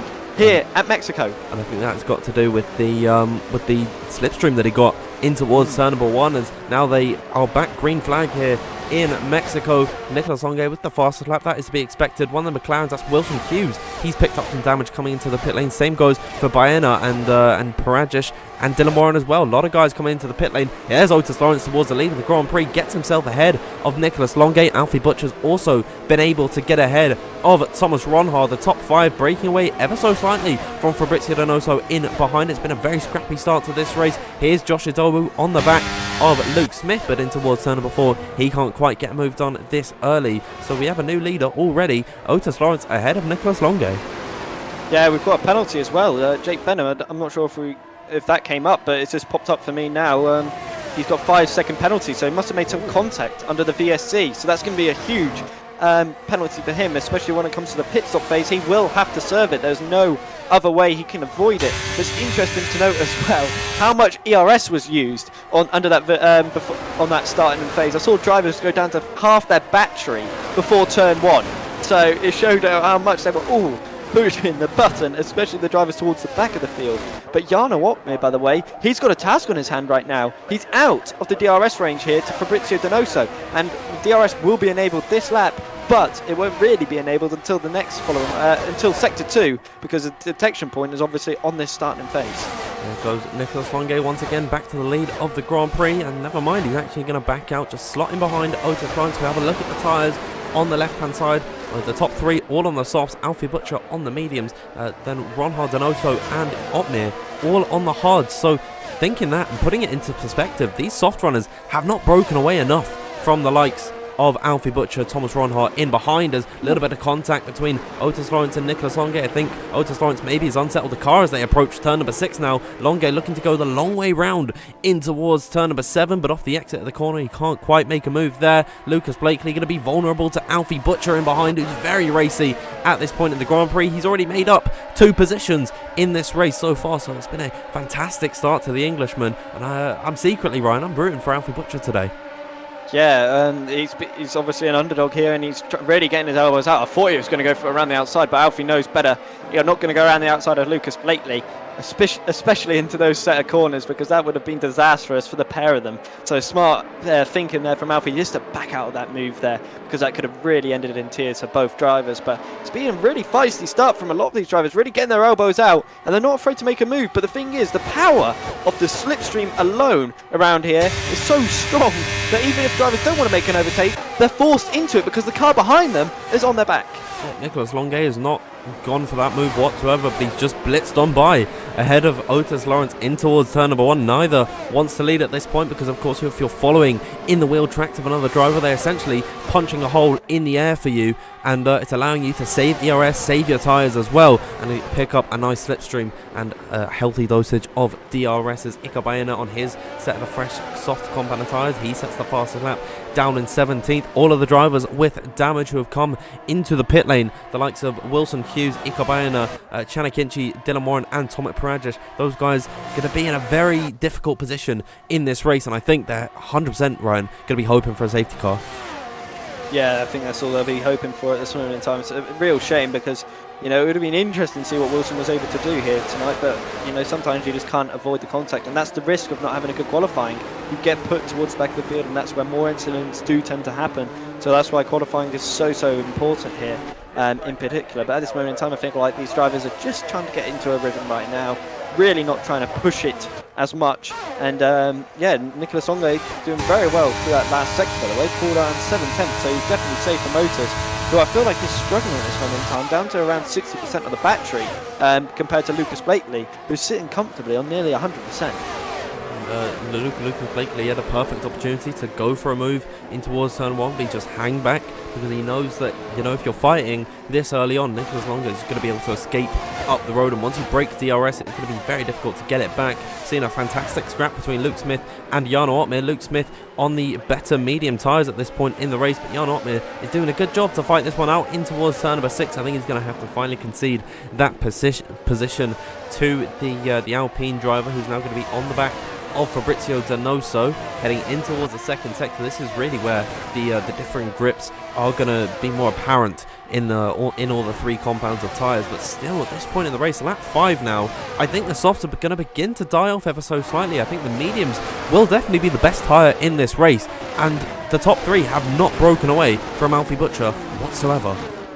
No, it's a bit of a surprise, and you'd have thought the softs would have really pulled away, but I think that just shows you the degradation that these tyres do have. It's really, really quick around here, so it's not a surprise now that Alfie Butcher is probably quicker than Lucas Blakely, and he is going for it now. He is putting pressure under Lucas, and Lucas is now being forced into defending. He's going to defend to the inside line, and Alfie Butcher is going to try and break around, but now he's boxed in, so there's nowhere to go for Alfie. He's going to try and go for a little switchback here. Again, this is really well defended from all 3 soft drivers. I feel like they all teamed up on him a little bit there. He had nowhere to go, but now Lucas Blakely's got the attack on Nicholas Longley. That's an easy move for him up into P2. Will he try and go around the outside here of Otis Lawrence? He doesn't, but he's up into P2 now. That saves him from any attack from Alfie Butcher for now. Wow, I mean, Lucas Blakely really left nothing on the table for Alfie Butcher there. He completely squeezed him towards the outside line, really did try to force that advantage, and that is a fantastically well-placed McLaren in towards turn number 1. I think he's got a little bit lucky by Nicholas Longley being slower, of course, without the DRS, and Otis Lawrence going for the move. Alfie Butcher had nowhere to go. He couldn't brake later. He'd have been straight into the back of Nicholas Longley, and it's going to be definitely to the annoyance of the man in the Haas at the minute. However, he's going to have another opportunity down in towards turn number 1. This time, Bywell right on board with him in his Haas car. And we'll see if he gets the better exit in towards turn number 1. He'll have 3 bits of slipstream from cars in front of him, but he's a little bit slow off the exit of the Peraltada corner. However, he'll be closing back up to the rear of Nicholas Longley. Lucas Blakely now going for the lead just ahead in towards turn number 1, and the McLaren's going to lead for the first time in this Grand Prix as Nicholas Longley looks to the inside of Otis Lawrence in towards the corner. There you go. I don't think Otis Lawrence was expecting that one all too much. Neither was Nicholas Longley to not get that move paid off, and that is going to allow for now Lucas Blakely to slip up the road. Here comes Alfie Butcher trying to make the move stick on the inside, but Longley has got other plans. He's going to go on the attack on Otis Lawrence. He's going to defend very harshly. They're going to both run wide through turn number 6, and Alfie Butcher down the inside of them both. Incredible stuff from the Haas man there in P2 now, ahead of both Nicholas Longley and Otis Lawrence. He saw the window of opportunity. He cut them both back, and he's got into P2. That is a fantastic display of moves from him there. Yeah, but he's got a bit of work to do now. 1 second is the gap between him and Lucas. He's got to find some time, because if Lucas can break away here through this middle sector, through this last sector, sorry, he doesn't have the DRS. So Lucas can really just be protected for at least another lap, and Thomas Ronard's now made a move around the outside of Otis Lawrence. That was unbelievable stuff from Thomas Ronard. I'm not sure how he pulled that off, but he did, and Luke Smith has now got the move done on Otis Lawrence. So to me, Otis's tyres have significantly dropped off now. Yeah, Otis really is struggling at this point in the races. He's vulnerable to both Luke Smith and Fabrizio Donoso in behind. Here's Thomas Ronhard now utilising his hard tyres. He's got Fabrizio Donoso on his inside in towards turn number 1. I think Donoso is going to... Oh, sorry, that's actually Otis Lawrence trying to make a move back on him in towards the corner. Wasn't able to quite make that one stick, and now I think Otis Lawrence is going to be very vulnerable to Luke Smith and Fabrizio Donoso in behind him. And wow, I mean, it's all kicked off on only lap number 8. We still got almost 30 laps left in this Grand Prix, and already they're fighting it out as if it's lap 35 or 36. Yeah, it's pretty interesting to see, but another interesting point to make, Alfie Butcher has absolutely no ERS to play around with now, and whereas Lucas can comfortably defend on 65%, so Alfie's really got to work with Nicholas here to try and get them back into the DRS, because they cannot afford for Lucas to break away here. And Lucas is doing a very good job, and he's obviously been looking after these tyres in this opening stint, because he's really looking very, very comfortable, and Alfie is not gaining on him in any kind of traction zone right now. So the softs, for Lucas in particular anyway, is looking very, very good at this moment in time, and that just shows you tyre management is so crucial around here.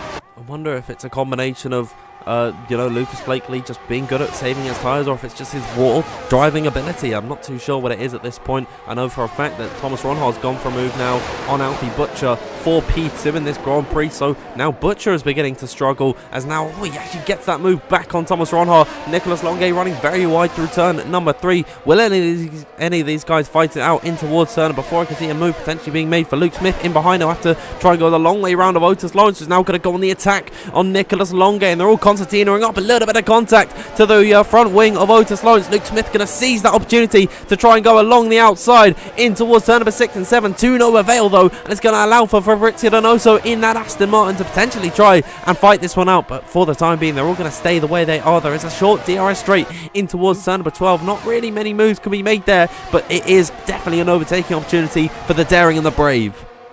Yeah, Fabrizio Donoso just made a little bit of a mistake, and Jarno's trying to go for the move, but he backs out of it. Jarno's playing really conservative right now. He's not really trying to make any kind of move, and so is Josh Idley. They're working together, I feel like, the Mercedes and the Red Bull right now. Interesting sentence to say, but Jarno is really just looking after his tyres right now, and I think Josh Idley is doing the exact same thing. And now Jarno is going on the attack. He is using the battery. He has got past Fabrizio Donoso, and he's now up into P7. And that's a really nice move there from Jarno. He's been patient and he's been waiting for his opportunity to strike, and he's gone for it now. Jarno Opmeer has kept his nose very clean in this race. He's not been in any of the fights that we've seen in the top 9 at the moment, and that has really worked out for him. His patience has allowed for him to make a move on a weakened Fabrizio Donoso, and he is now up into P7 in this Grand Prix on the back of Luke Smith. Currently, he is the Dylan Warren retires in the pit lane. He'll be having a nice wait. He's crashed. Dylan Warren's crashed, I think. Oh my word, off the exit of the Peraltada. I think he's binned it potentially in towards the outside wall, and now the safety car has been deployed on lap number 10. Wow, that's a big mistake to make from Dylan Warren. I think that's obviously the sleep has caught up to him for him to make such a mistake, and that's going to play into the hands perfectly off the soft compound of tyres, because everybody on the softs is going to be absolutely laughing at this now, because they're going to get a free pit stop. I feel like now would be the perfect opportunity to stick on either the mediums or the hard compounded tyres. So Lucas Blakely is definitely going to be happy, but I feel like he'd be a bit annoyed because he pulled around 2 seconds before the safety car got deployed, so he'd be a bit frustrated that this safety car did come out. But at the same time, I feel like he'd be happy getting a free pit stop right now. Yeah, Butcher should come in as well, as should Luke Smith on the mediums. They just need to match whatever the soft runners are doing at this point. This really does not help the hard runners at all at this point, as we've got some... oh dear, Luke Smith has got a penalty for collision with Otis Lawrence, and I'm not too sure what's happened there. I'm going to watch the Alpine, see if he is serving that penalty. I don't think he has. Something's gone wrong, potentially in towards the pit lane, but yeah, at this point, the hard runners have been completely screwed over, because they can't come into the pit lane and strap on another set of the hards, because of course there's a mandatory 2 tyre compound usage in this in a race. So they can't come on for a set of the hards. They've got to go on the mediums. Some of them have gone on the soft. Fabrizio Donoso, that's very aggressive from him, and I think these guys will all have to stop again. Yeah, I think this is a 2-stop race, which is really, really interesting. So let's see how this all unfolds now, because it's going to get really, really spicy. And again, I feel like we're going to see a dramatic lap one of this safety car restart. But keep in mind, the likes of Wilson Hughes, Kanakinchi, Tom Precious, Ikabianya and Jack West are now all back in this race thanks to this safety car. So they'll be so happy that Dylan Warren unfortunately crashed out, because it's given them a second opportunity now to actually have a proper race and maybe, just maybe, fight for some points. Why didn't Ronhar pit here? I mean, he's on the hard compounded tyres and everyone else has gone on to the mediums, but he's essentially sacrificing a free pit stop to these guys, and maybe if he's able to keep with them, he'll pit around the same time and still be in a fight with them. But that's just a really odd decision, I think, from Thomas Ronhar to stay out on the circuit.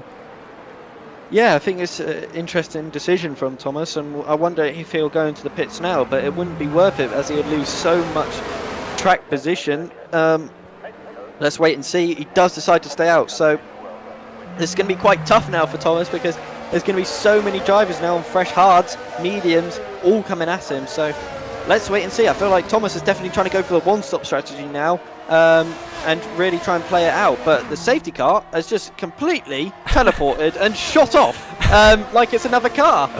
So that's caught Thomas out. That was unbelievable. That's just teleported there. Caught me off guard.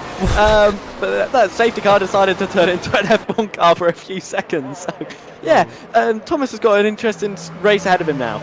I think on the grid in Hungary today, it was Terry Crews or something that said that these guys are driving spaceships, and I think the safety car needs to be checked out because Bird Islander's doing something that is just not of this planet, because what has happened there, I mean, he's just gone completely up towards the front of the order. Luckily, they've been able to catch up, and now they're all behind the safety car, but we're still going to have a few more laps, I think, under these conditions, because the likes of Hughes, Akinci, Benham at this point are all so far behind in the order. They can't get going at this point. Jack West has actually come back into the pit lane for a set of the soft compound tyres. The same goes for Jake Benham, so it's very interesting to see why they have both made that strategy call on lap number 12 of 36. The softs definitely, Ryan, they can't go to the end here.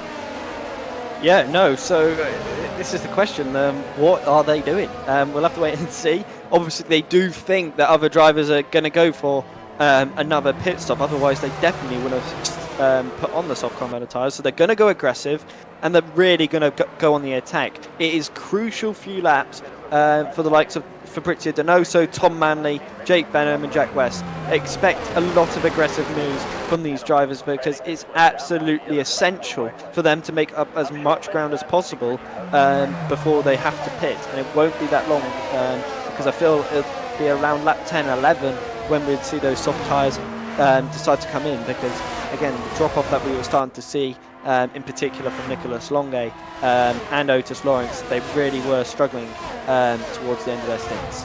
I think soft really do die off around this circuit. Normally on other tracks you can take them, like 12, 13, maybe even 14 laps before pushing it on the softs, but around here they were dead around lap 8, so that just shows how detrimental this circuit is on the tyres, that these soft runners, they're going to have immense pace for the first few laps of their stint, but by lap number 5 they're going to be completely toast. They're not going to have any other pace, and I think they'll be at the mercy of the medium runners. So it is imperative for the likes of Donoso and Tom Manley to get ahead of these medium runners as soon as possible, try and bolster themselves up and clear the hard runners as well, and we'll see if they can lead this race. However, lap number 13 of 36, normally it's around about where the second sector split mark is that we get the call from race control as to whether we're racing or not, but Jack West is a little bit of a ways behind Ikabayana at the minute in 19th position, so I'm just hoping, fingers crossed, that we do get racing this time by, or otherwise we're going to have another lap behind safety car.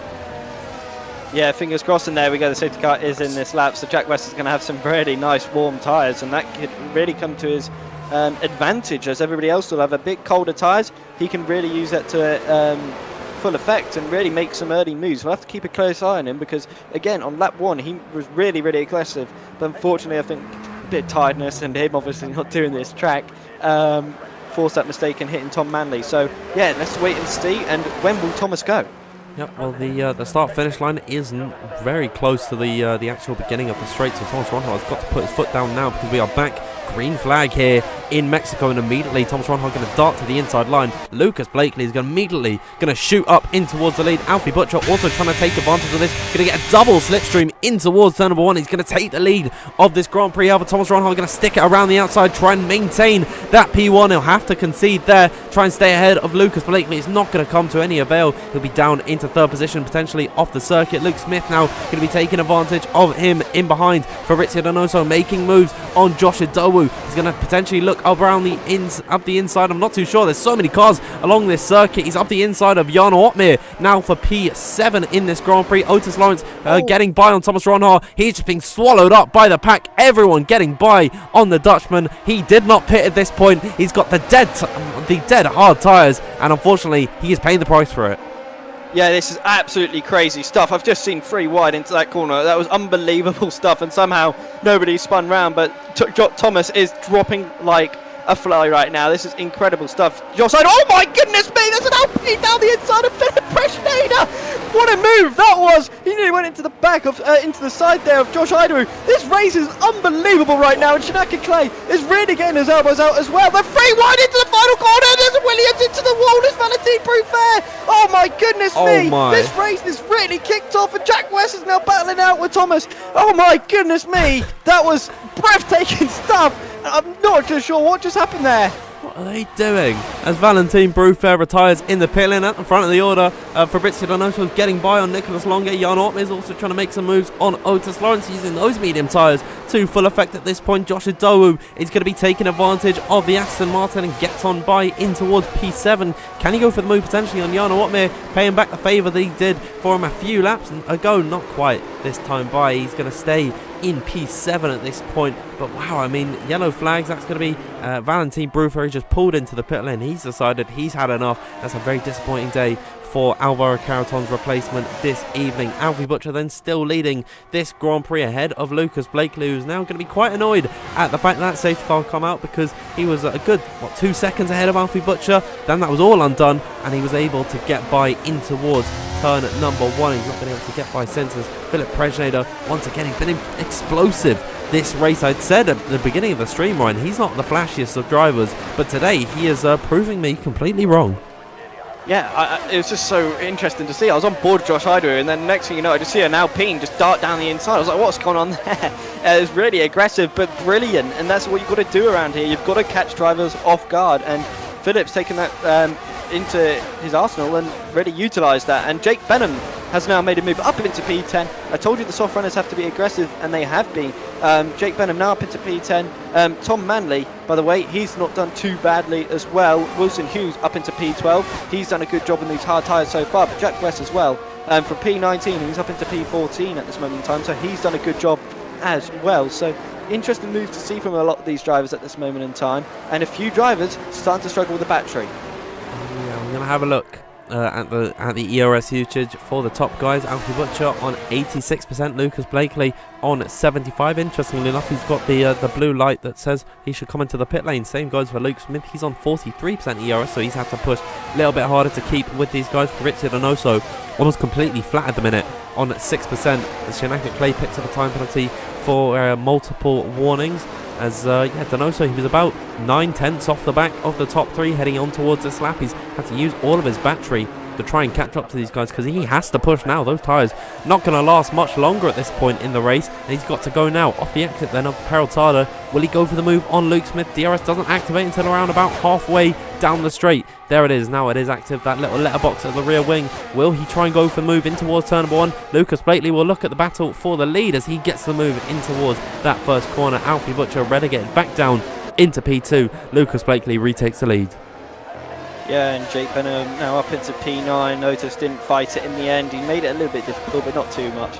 And Jake will be happy with that one. Up into P9 again. He's really got to utilise his soft tyres before they start to drop off. But Fabrizio Donoso, he's been really using the battery, and he's down to around 14%. So he is struggling at this moment in time. But the tyres he's got a big advantage over the rest of the field. But at this moment in time, without the battery, he really can't make any inroads on the top 3, because simply it's a really close train at this moment in time. But yeah, it's very, very close between everybody.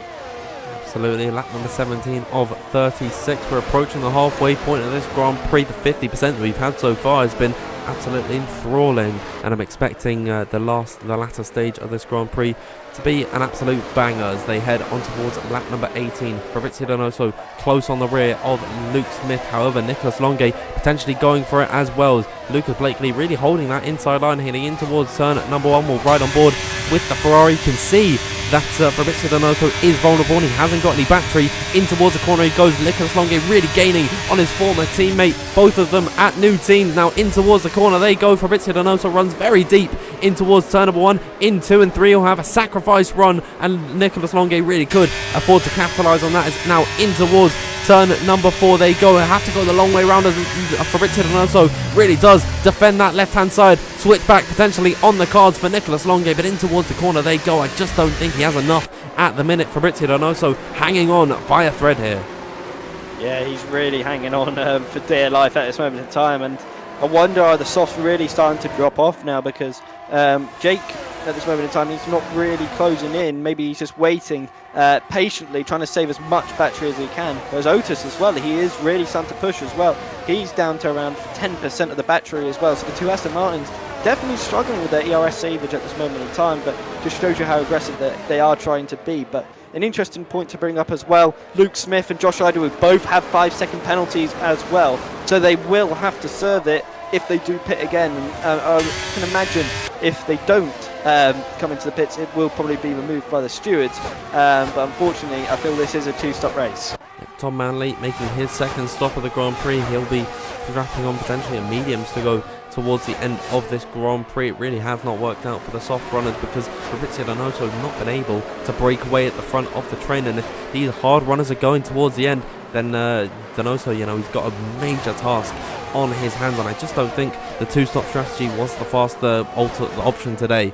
I think really it's going to be a race between Blakely, Butcher, Smith and Longay, and when you take Luke Smith's penalty into account, we're going to see a three-way fight potentially for the lead in the dying laps. However, this is league racing, anything can happen, and I think anything will happen. We could see potentially another safety car along here, so do please stay tuned. We have 2.2 thousand viewers in the stream. Thank you everyone for joining in. If you haven't already, make sure you do subscribe to the YouTube channel and leave a like on this stream. It is greatly appreciated as this race continues on. We are now in towards the second half of this Grand Prix. Lucas Blakely comfortable at the front row.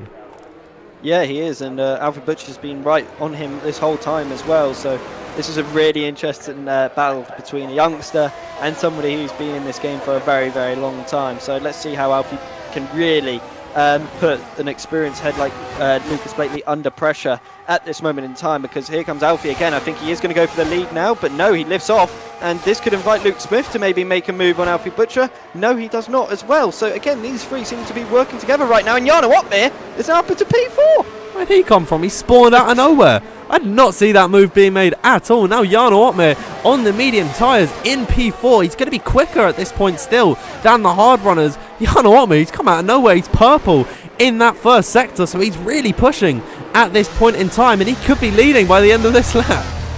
Yeah, I was on board with him the last lap, and he wasn't really making a move. And then next thing you know, he's up into P4, but he's just turned on the switch, and he's got both Nicolas Longay and Fabrizio Donoso at the same time. So that's really impressive stuff from Jarno. Again, this is just showing his racecraft and his experience, that he knows when to go on the attack and when to wait and play it cool. So this is really smart driving so far from Jarno, up to around 40% of the battery. He's driving really, really well, and this is a really good performance so far from the Dutchman. Yeah, he's not a two-time F1 Esports champion for nothing, and of course he is the season 13 WOR champion, so he's got league racing experience and esports experience to a maximum at this point, and it is really working out for him this race, as he's going to be a little bit ways back from Luke Smith as Josh Adowu gets a move on Fabrizio Donoso, whose soft tyres really are going to be dying at the front of the order. There goes Alfie Butcher, this time by making the move stick. You can see further back behind Donoso, and that's actually Lawrence and Benham, these two young rising stars in the F1 Esports scene, doing battle for P9 at this point. Otis Lawrence really has not had a good race at all this evening, and I think Jake Benham is going to take advantage of that. Luke Smith getting by on Lucas Blakely for P2, now in towards turn number 4. A little bit of contact, some wheel banging between the pair of them. Lucas Blakely running very wide through there. Luke Smith says thank you very much. He's up into P2 now. Yeah, Lucas went into the back of Alfie there and really unsettled the car. I thought Alfie was going for a spin, but it was a good save there from Alfie, and that was good car control to be able to handle that one. Jake Benham, by the way, got back past or defended from Otis Lawrence. Up to me now suggests the Sauce are really starting to fall away here, and it could be time for a pit stop for all the ones on the soft compounded tyres. Again, Jarno playing it safe at this moment in time, not going on the attack, and he's going to probably go for it very, very soon, because these mediums definitely don't have too much life left in them. I'd say a few more laps before the hards really start to kick on and be at a much faster time. Fabrizio Donoso coming into the pit lane at the end of this lap. He'll be strapping on, I think, the mediums to go to the end. The same goes for Jake Benham. Here comes Nicolas Longay down in towards turn 1 on the back of Jarno Opmeer. Luke Smith now potentially going for the lead as well in towards that first braking zone. He's having a look up the inside line. To no avail, he's not going to go for that move, as moves being made further back behind. Wilson Hughes and Shanaka Clay having a ding-dong battle through turns number 2 and 3 and off the exit. Who has got the better run? Shanaka Clay has gone around the outside. Otis Lawrence is in there as well. I think Otis Lawrence has got by both of them. Back through in towards the corner. They go into now turn number 4. They're 2 abreast, 2 rows deep. Who's going to come out on top? Oh, Tomo Paraja so close to going into the back of Wilson Hughes. He'll have to back off, and now Shanaka Clay able to maintain that P10 position, but still excellent fighting from Otis Lawrence despite how difficult this race has been. It's been a real uphill battle. He's still trucking along. Yeah, it's excellent fighting, but they're losing so much time. There's a time and a place to fight, but you don't want to be losing DRS, and that is what Otis has unfortunately done. That battle went on a little bit too long for all 4 drivers involved there, and that's really cost them. So they'll be needing a bit of a battle up ahead if they want any chance to get back into the DRS, or some kind of mistake from Philip Preschneider. So yeah, they're going to have to go for a lap without DRS now, and this could be really, really costly unless Wilson Hughes can use some of that battery and really close that gap back down. Absolutely, it's definitely going to continue to be a difficult race for Otis Lawrence at this point. Here's Luke Smith now firmly up the inside of Alfie Butcher, and he will lead this Grand Prix for the first time on lap number 23. Alfie Butcher happy to let that one go. We'll have a look at the ERS situation. Luke Smith on 46%, Alfie Butcher 89 in his hat, and he's right on the back of Luke Smith heading in towards turn number 4, but he darts towards the inside line at the last moment. I think he's happy to allow for Luke Smith to lead this race as Tomek Parajas gets by on Shanaka Clay. Lucas Blakely got 90% in the battery. Jan Otmir on 62%. Nicholas Longate, he's got 91% in his Ferrari. Joshua Dowu very much struggling with the ERS on 30% at this point. Philip Preschneider, solid amount of 50%. Otis Lawrence really has nothing to play with at the moment, and I think that top 7 is going to break away even more now. Yeah, 100%, and Jarno as well, doing a good job still. He's just managed to recoup this battery. He was on around 30%, he's up to 60, so he's done a really good job of that, and Nicholas Longley behind him as well. He's up to around 90%, so that just shows you, I feel like they've got a little bit of an understanding here, just to work together, save the tyres, save their battery, and then really go on an attack, because up front they are really battling quite hard, but at the same time they're not using the battery. So it's quite an interesting point to keep in mind. This is hard battling for the front runners, but none of them are really using any of the battery right now. Yeah, but here comes Alfie Butcher in towards turn 1. Luke Smith going to allow for him to go around the outside in towards that first corner. Alfie Butcher retakes the lead of this race. Fabrizio Donoso down in 15th position, the fastest man out on circuit. By the way, Thomas Ronhaar still yet to pit in this race despite being down in 14th position. He's really going to be extending this hard stint as long as possible, and I think this is what we would have seen from the hard runners if the safety car didn't come out, but they were all opting to come into the pit lane, strap on a set of the mediums, and maybe do a 2-stop in this race. As at this point on lap number 24 of 36, we are about 2/3 of the way through. Alfie Butcher still leading from Luke Smith ahead of Lucas Blakely. Jarno Otmir, at this point, Ryan, he'll definitely be feeling those tyres. Yeah, we've got a really interesting battle here, by the way, for P16. I've just seen 3 wide from the likes of Tom Manley, Jake Benham and Jack West, all into turn 4 and turn 5. It was incredible stuff, and these guys are really fighting for track position right now, and it's quite interesting, to say the least, why they've gone so aggressive. Tom Manley went for a really aggressive undercut, and unfortunately, it has worked out. He's got in front of Jake Benham, but Jake has got the 2-lap fresher tyres, so he's got to keep that in mind. But that was an interesting battle for P16. They're playing for pride at this point. They've got that way out of the points playing position, so they're just having fun along the race circuit. As once again Luke Smith going to dart his way into the lead. I think Lucas Blakely is going to try and follow him through, as now Alfie Butcher shutting that door through turn number 2. Lucas Blakely does well to back out and just concede the position when he has to. He's very cerebral. That Scotsman, he's a smart man at this point, and he is just allowing for Alfie Butcher to stay ahead, conserve his battery as long as possible, because it's still only lap number 25 of 36. It's a very long Grand Prix that we've been in for this evening. I know it's been a long one thus far, but thank you everyone for sticking it in with us so far, and I know for a fact, Ryan, they will be rewarded for staying with us here. Yeah, it's going to really start to kick off towards the end here, and it seems to me that they're all not going to go for the pits. I think they all are going to try and make it towards the try and stay out now to make it to the end of this race. So let's keep that in mind. It's going to be who's got the better tyre management, unless the likes of Jarno and Josh Heidewu, Philip Preschneider all decide to go for the pits and maybe put on a fresh set of softs, because those drivers started on the hard tyres. So keep that in mind. They might pit and go for some softs and be really quick towards the end. We'll have to wait and see. But tyre management, like I mentioned, was a key factor in this race, so let's see who has done the better job of that. Alfie Butcher back into the lead of the race. There's Lucas Blakely looking to the inside of Luke Smith and his Alpine. And a little bit of contact between the pair of them. Jan Ortman's going to seize the opportunity to go around the outside of turn number 2. That'll be the inside at turn 3. He's got that move. Nicholas Longay then is going to seize that opportunity and go for the move again. They're going to be almost 4 wide in towards turn number 4. Nicholas Longay up, 2 places in that battle. Luke Smith and Jan Ortman still doing battle through turn number 5 and in towards turn 6. Luke Smith with another penalty in this Grand Prix. Josh Idowu in this scrap. Contact once again. Luke Smith off the circuit. He's been shafted down from second? I think he was leading in towards turn number 1, and now he's down into P6. That's why you've got to be careful of when to choose to defend and when to choose to attack, because that can happen to you here in WOR. You've got to place your car in the right position, otherwise you can get swallowed up. But what a move that was, by the way, from Nicholas Longay. He got the switchback on both Jarno Opmeer and Luke Smith on the exit of turn 3 and got the pair of them. Brilliant driving, and he defended well from Jarno as well, who tried to go around the outside, but there was nothing he could have done. But this has been a really smart and calculated drive here from the Frenchman, who's in P3. There's been so many switchback moves that have involved 2 drivers in this race. I think it was Lucas Blakely and Nicholas Longay.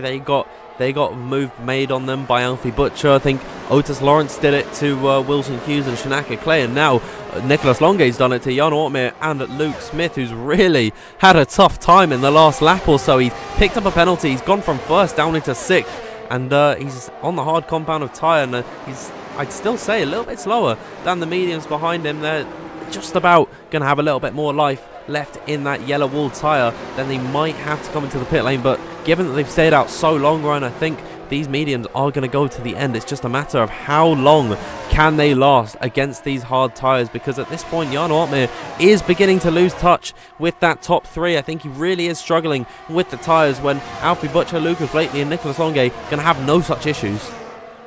Yeah, no, and it's been really quite interesting to say the least on how this is all really going to play out towards the end. The mediums definitely seem to me now are starting to significantly drop off, and the hard tyres definitely look the tyre to be on. So the soft runners who chose that strategy and the mediums who chose to start on that as well have definitely paid dividends from this. Otis Lawrence is now up into P7 because Philip Presneda is coming into the pits, and I wonder, will it be a set of softs?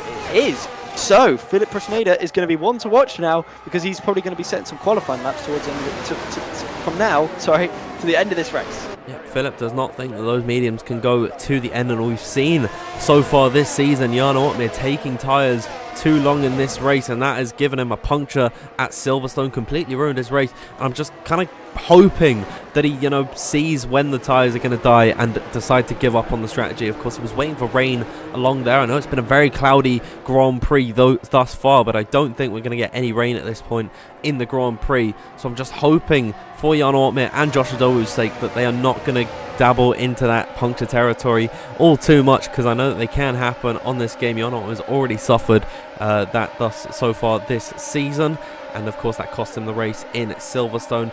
Speaking of Jan Ortmeer, he's really losing time now to the top 3. Now 7 tenths, is almost out of the DRS range to the top 3, and Josh Adowu might have a little bit more pace than the Dutchman, because he's right on the rear of Jan Ortmeer in towards turn number 12. That is of course at the end of the DRS straight, so it is just a little bit of a question as to when and where these medium tyres are going to die off completely. Yeah, I think some of it is also to do with the setup right now as well, because Josh through that middle sector was so much quicker, especially through turns 9, 10. He was so quick, and there we go, Lucas Blakely and Alfie Butcher once again swapping positions, and they're just happy to work together right now. But I don't think you want to be the person leading on lap 35, let's just say that, or lap 36, because you're going to be under so much pressure. And I feel like with how long this straight is, and the power of the DRS and the power of the ERS and the slipstream, you're going to be from 1st possibly down to 4th or 5th. Yeah, don't forget that is one detection point between turn number 1, turn number 17 when you get the DRS, all the way down in towards turn number 4. So there, if you get overtaken in turn number 1 when you don't have DRS, you're not going to get the advantage in towards turn number 4. And so this is going to be crucial to be the man behind on the final lap of the Grand Prix, and then go for the move and try and take the lead in towards turn number 1. Use the ERS and the DRS that you've been able to save up in this race and try and pull away, because after that there's not many opportunities for an overtake. So it's all about mind games at this point. I know so many times this season, Ryan, we've used this metaphor, but at this point it's not F1, it's a game of chess.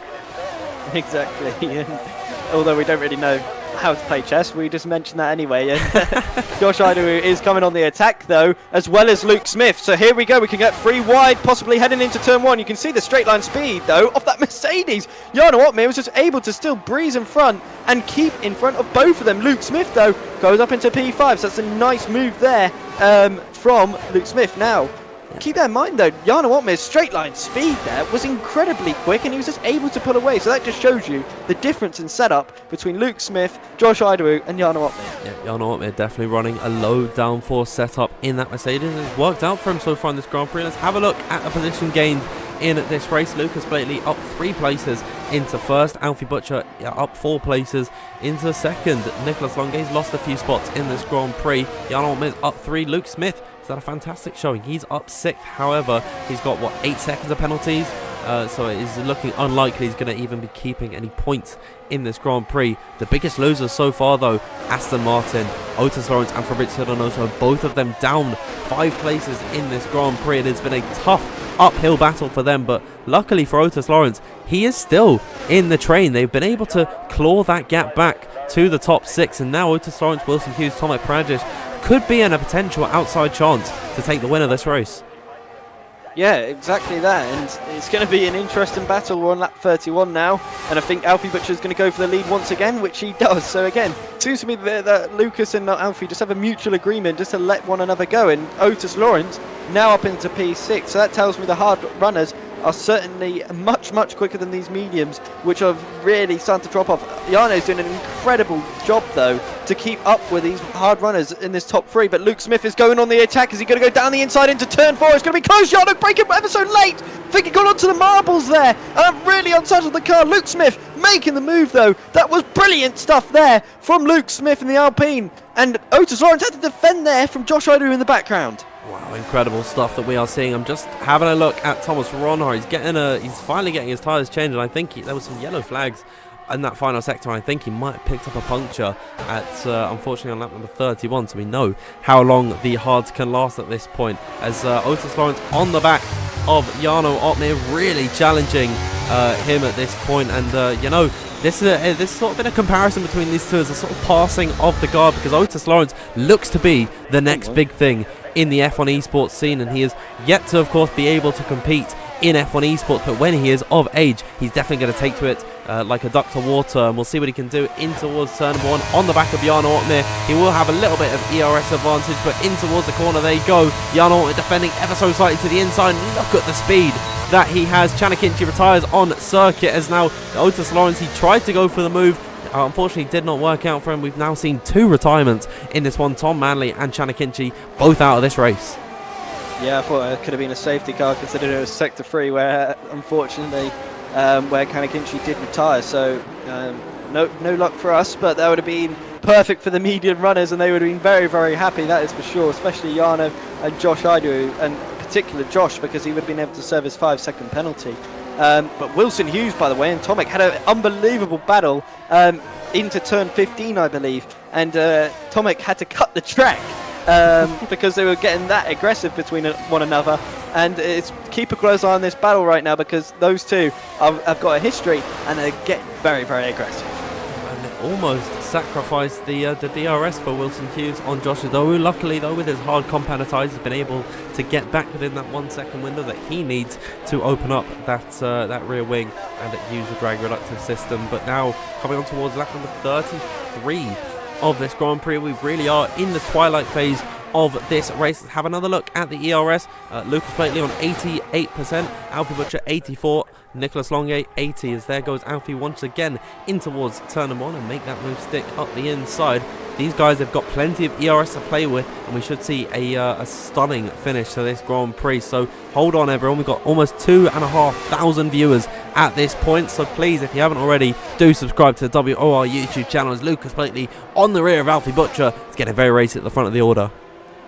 It is, and Thomas Ronald getting a 3-second time penalty is obviously pushing for that fastest lap. But again, there's lots of battles up and down the field right now, and you just can't take your eye off anybody, because at any given point there could be a move from any driver. So keep that in mind. This battle is not over, and we could see, you know, one driver, you know, gain a few positions, all because of one little mistake. And there we go, Thomas Ronald setting the fastest lap of the race.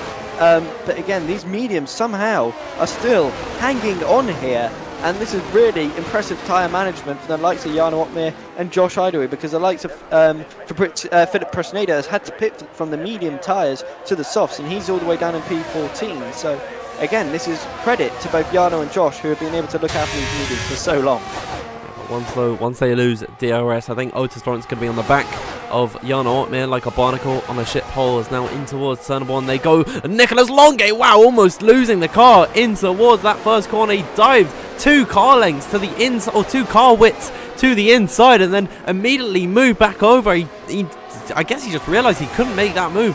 Almost spun in towards turn 1. And would have hit Lucas Blakely, maybe Alfie Butcher as well, and they all would have potentially been out of race winning contention. So, I mean, high drama at this point. I think maybe the Frenchman didn't realise that Lucas Blakely was going to look to the inside, and then he couldn't make the move that he wanted to, and then all of a sudden he was just on the other side of the circuit from where he wanted to be. He had to quickly dart back over to that left-hand side to get the optimal line into the corner. But with almost 2 laps to go, my heart is in my throat at the moment.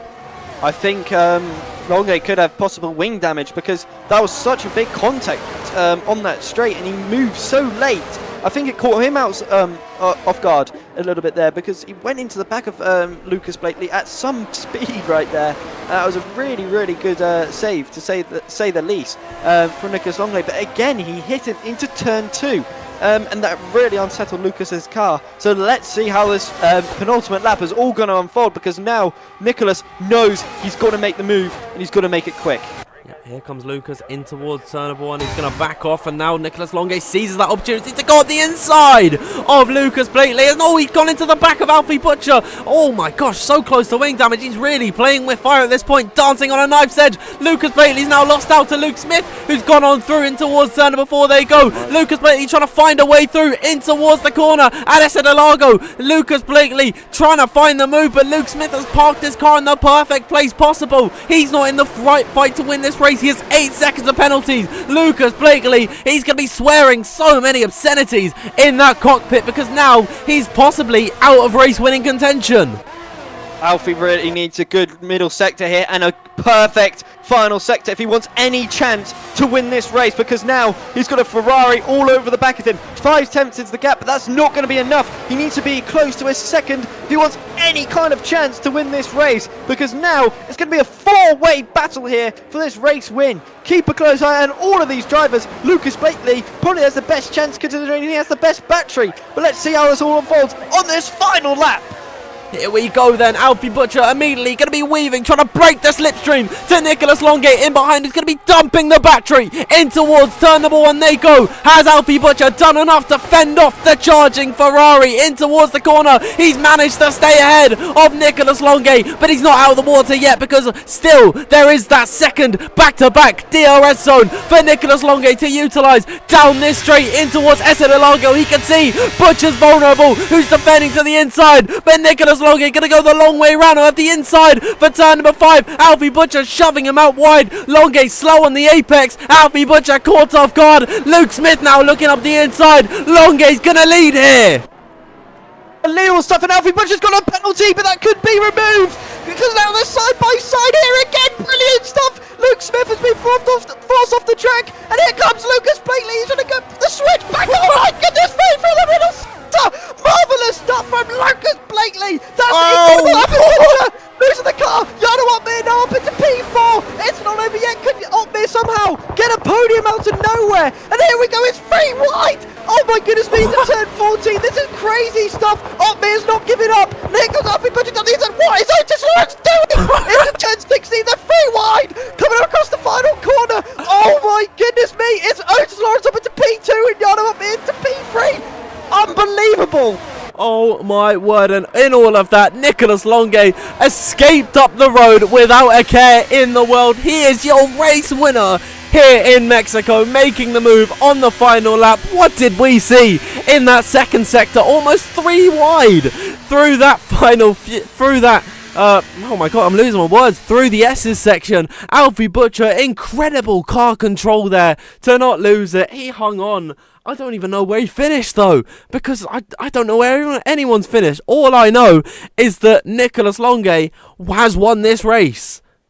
That is what you call a perfect drive for Nicholas Longe. He knew he had to make that move on that second straight, and he made it work brilliantly. And he perfectly placed the car into turn 5 that Alfie Butcher could not make any kind of switchback, and that led Luke Smith to make a switchback on Alfie. So that was brilliant driving from those 3 in particular, and then Lucas Blakely got involved. It all kicked off in that middle sector, and that's where things got really, really spicy. Oh my word, my throat is killing me at this point. I mean, Lucas Blakely, sorry, not Lucas Blakely, I can't even think now, as Nicholas Longe wins this race ahead of Otis Lawrence. Here is your pre-stewards classification.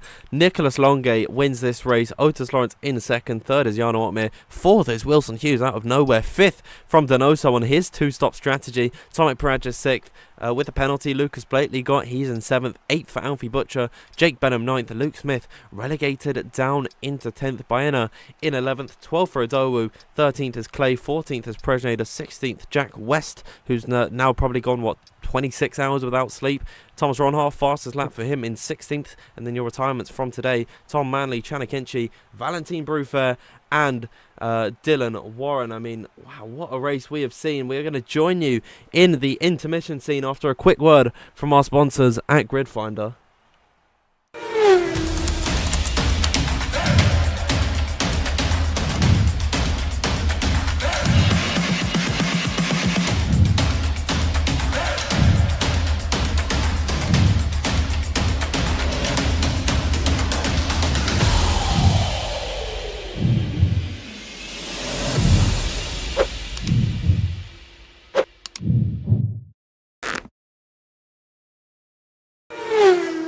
Welcome back, everyone, to the intermission scene here in WOR, where we have come to an end of what was a fantastic Mexican Grand Prix, round number 5 of this season, and we've had 5 absolute bangers. This one, what a finish. Nicholas Longe wins this race, but the main story, I mean, 6 cars fighting for second by the end of it or something. I mean, incredible stuff. It was ridiculous. I've not seen a last lap that dramatic in a very long time, honestly. Those drivers were really giving it their all. And, you know, Jarno, I think, could be a bit annoyed at Alfie, but I think Alfie couldn't have done much more because Otis was down his inside. They were 3 wide into turn 16 there, which was unheard of. We saw early on in that race what happened when they went 3 wide. Valentin Brufair went into the wall. So to come out all unscathed for all 3 drivers was remarkable levels of skill. But the stewards, let's say they're going to be very, very busy tonight. Oh yeah, absolutely. There was a lot of very intense battling throughout it. There was a lot of guys getting penalties as well, and I think it's a good time to just say, you know, keep everything respectful, because I know everyone's got their opinions, and it can get a little bit dicey in the live chat and on Twitter as well. So please do remember, this is just league racing at the end of the day. These guys, they're not playing for anything other than pride, so it's all just a bit of fun, and you know, we just need to keep it a little bit respectful in the live chat, because I know that a lot of guys not very happy with the end of this race, but from a neutral point of view, what a finish we've seen. Yeah, and, you know, everybody has the right to support who they want, so they're obviously going to be very passionate. But, yeah, remember, it's just a bit of fun at the end of the day. This isn't quite esports yet, so wait till then when it all starts to really kick off, and that's when you'll see some interesting moves. But that race, Mexico did not disappoint whatsoever. I think that's probably even topped the first few rounds. You know, we had a high bar to hit after Bahrain round 1, and then it's just keep getting better and better and better. I think this has been the best race so far in terms of drama and excitement. I think, you know, after that boring Hungary race we saw in real life, I think that's just made up for it today after watching this one, because honestly, I did not expect that final lap. Yeah, WOR after real life F1 is always fun to commentate on, because you know it's going to be 10, 20 times more exciting than what we saw in the race. And, you know, maybe Nicholas Longe, he channeled his inner Max Verstappen at the end because he just completely dominated that final lap. It was about, 3 seconds at the line to Jarno Miranotas Lawrence. Of course, penalties did play into account at the end of that, so I'm not too sure actually what the gap was to everyone in behind, but nevertheless, I mean, wow, just mind-blowing stuff. I'm going to have a look in the Discord server to see if we've got anyone in the interview room. Not at the minute. Hopefully, fingers crossed, we get to talk to some of these guys. Yeah, I think they probably need some time to cool off. Where they just need to take a breath. We've got Fabrizio Donoso in the waiting room, so that's good. We've got one driver who's willing to talk to us, and we'll have to talk about his race because that qualifying performance he had was unbelievable. And the race certainly didn't go his way, so I think we're just going to have to drag him in and hear from him. Yeah, absolutely. I think I'll do that now. He didn't finish on the podium by the game's metric, but I'll bring him in and then bring him over to the post-race interview scene. Fabrizio, can you hear me? Yes, I can. Can you hear me? Yes, Yes. loud and clear. So, Nice. heading into this one, your qualifying performance, you were insanely quick in Q1 and Q2. And actually, I do have a little sub-question I need to ask you in just a moment time. But Q3, you sort of stumbled towards the end. It was still a decent qualifying from you, but tell us what went wrong. Yeah, I mean, I knew already in Q1, looking at the other cars, that I was safely gonna be in Q3 at least. That I was pretty confident that was gonna be the case. I went in a certain direction with the setup that paid off quite well in Q1 and Q2. Q3 with a lot of on the grip on the track. It's maybe not as efficient as in Q1 and Q2, but I was still purple going into the last sector, and I just made a slight mistake on the hairpin, which cost me about a tenth and a half. And still with that, I managed P5. So I was pretty disappointed with the end of the lap because until then it was pretty good. I was on 4 pole, so happy with the pace. And yeah, P5, and I guess I finished P5 as well, provisionally. Just want to ask a little side question there. We saw in Q2, and we said that we'd ask you about it if we ended up talking to you in the interview room. What was it? I think a 15.1 banker in Q2. Was that on a fresh set of the tyres, or was that what you used in Q1? That was used tires, yes. What? Yeah. That was impressive. Wow.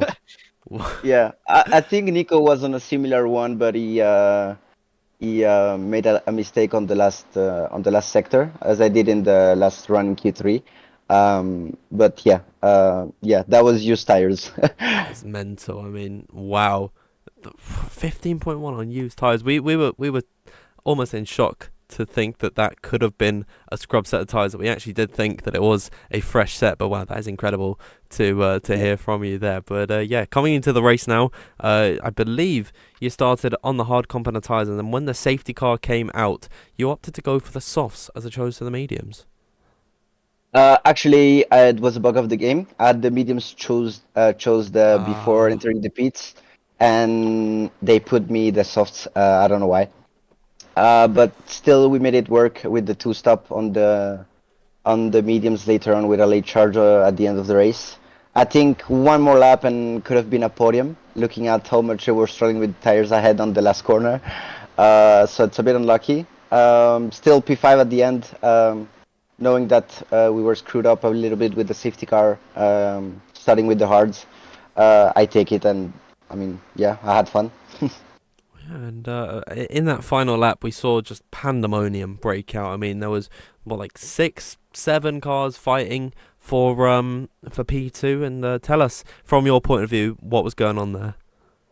Well, I knew that they were struggling way more than I was with the tires, so I just made sure I stayed close to them and have an overtaking in the last sector, which I tried on Wilson because he was the car ahead of me. I tried to stick around the outside on the hairpin, but I went to Narnia because of the marbles. And yeah, then last corner, I had the best traction out of every car in front of me, but I had nowhere to go. There was literally 3 cars in front of me. I wanted to to go through Wilson, but Jarno was on the right, and I think there was another car on the left, so I couldn't, even with the switchback, I couldn't gain the spot. So yeah, a bit unlucky there. Yeah, well, really well done this evening. That is all from me. Ryan, anything you want to talk to Fabrizio about? Yeah, just quickly, just take me through that pit stop on that second stop you had to do after your safety car stop as well. Like, how was that like driving just lap after lap, not knowing where you might finish, and were you really hoping on maybe a late safety car, and were you just hoping that maybe the other drivers were going to really pit, and maybe you would have had a chance to really maybe snatch a podium, or just take me through your thoughts during that kind of stint there towards the end. Honestly, I knew that I had to push a lot at the beginning with the softs when I pitted for the first time. But then I found myself stuck behind. I couldn't overtake in the straights, and it was a bit dangerous for me to go in certain occasions, sector 2 and 3. I think it would have hurt my race more than anything if I tried to overtake there.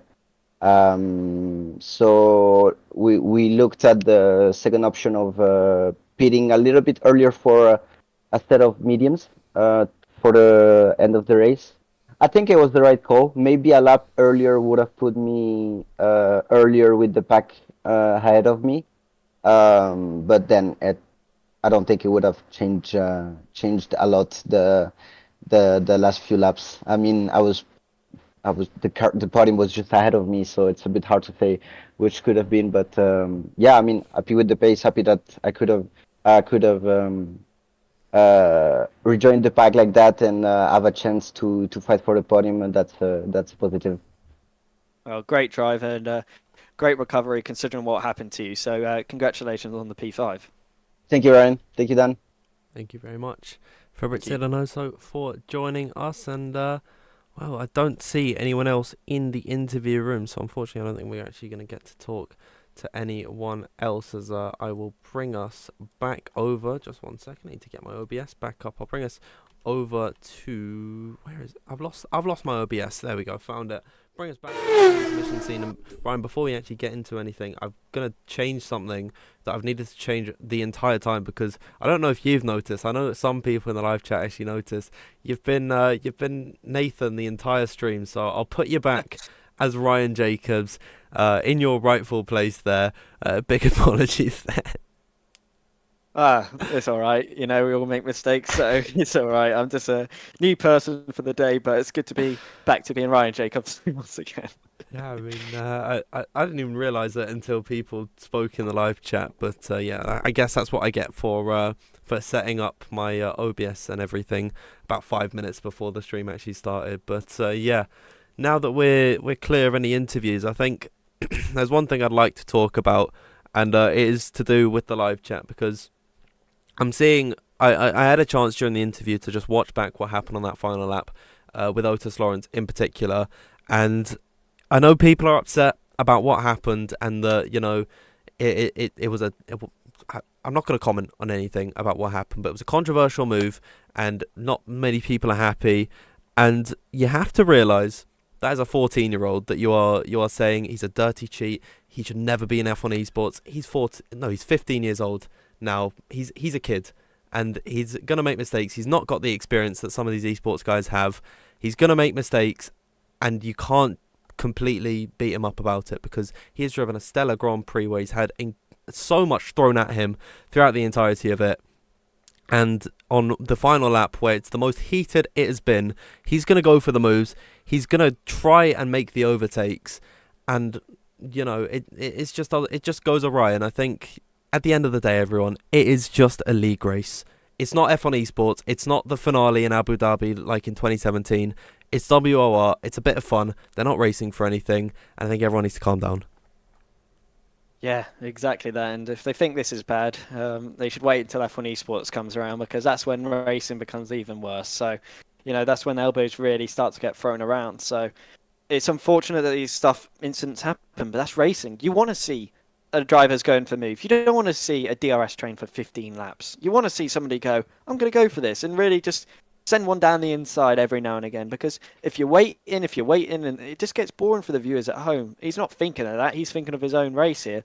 And, Otis can show he's calculated, but he's not afraid to go for a move. And, I think that should be encouraged, but there has to be that level of safety and obviously not pushing it obviously too far. So, yeah, Otis is obviously young and he's obviously going to learn from this race, but it wasn't bad, but it wasn't great either, So there's no need to send hate to him because he's so young and, he won't be in esports for another 2 years probably. So, he's got a lot of time to learn from mistakes, but at the same time, don't discourage him from making moves like he did today, because it makes it way more exciting and way more entertaining for people at home.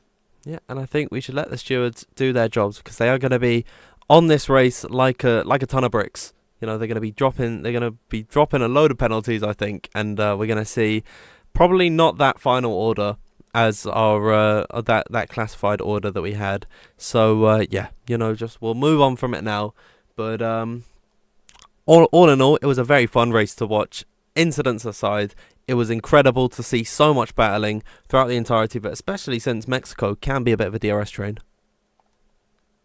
Yeah, exactly that. And we've got, I think, another one next week. I'm not too sure on what it is, but I'll be looking forward to it. And hopefully a bit more cleaner, a bit more safer, and, a little bit less contact from a few drivers, because, that last lap did get out of hand. We can say that. But it was still entertaining to see. And, let the stewards decide what will happen. I'm sure there will be penalties to be applied to a few drivers, and it won't just be Otis. It'll be a few.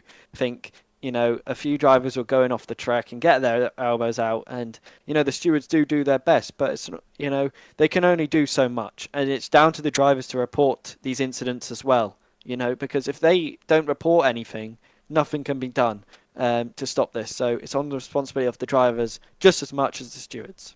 Yep, absolutely, and I think we'll speak no more of it, as I'm just going to have a check in the interview room. I don't think we have anyone else waiting for that today. So I think that is all we really do have to talk about. Let's have another look at the calendar. Unfortunately, I won't be here next week for Belgium, so Ryan, you'll be joined by someone else. But Belgium, one of the most historic tracks on the Formula 1 calendar. It is going to be a thrilling watch, and I think that it has potential to once again be a race of the season contender. 100%. So with that being said, I think that is all that we have for this evening. Thank you everyone very much for tuning in. If you haven't already, make sure you subscribe to the WOR YouTube channel. It'll be the big red button beneath the stream. You cannot miss it at all. And please do follow us on Twitter at WOR League. And if you want to keep up to date with all your WOR updates, you can join the Discord. The link should be in the description. If you want to follow myself on Twitter, it is at DanfieldF1_. And if you want to follow Ryan, it is Ryan_Jacobs. Thank you everyone for tuning in to this stream. Once again, please do keep it respectful in the chat and in social media, as we will see you next week in Belgium. Thank you everyone for watching once again, and good night.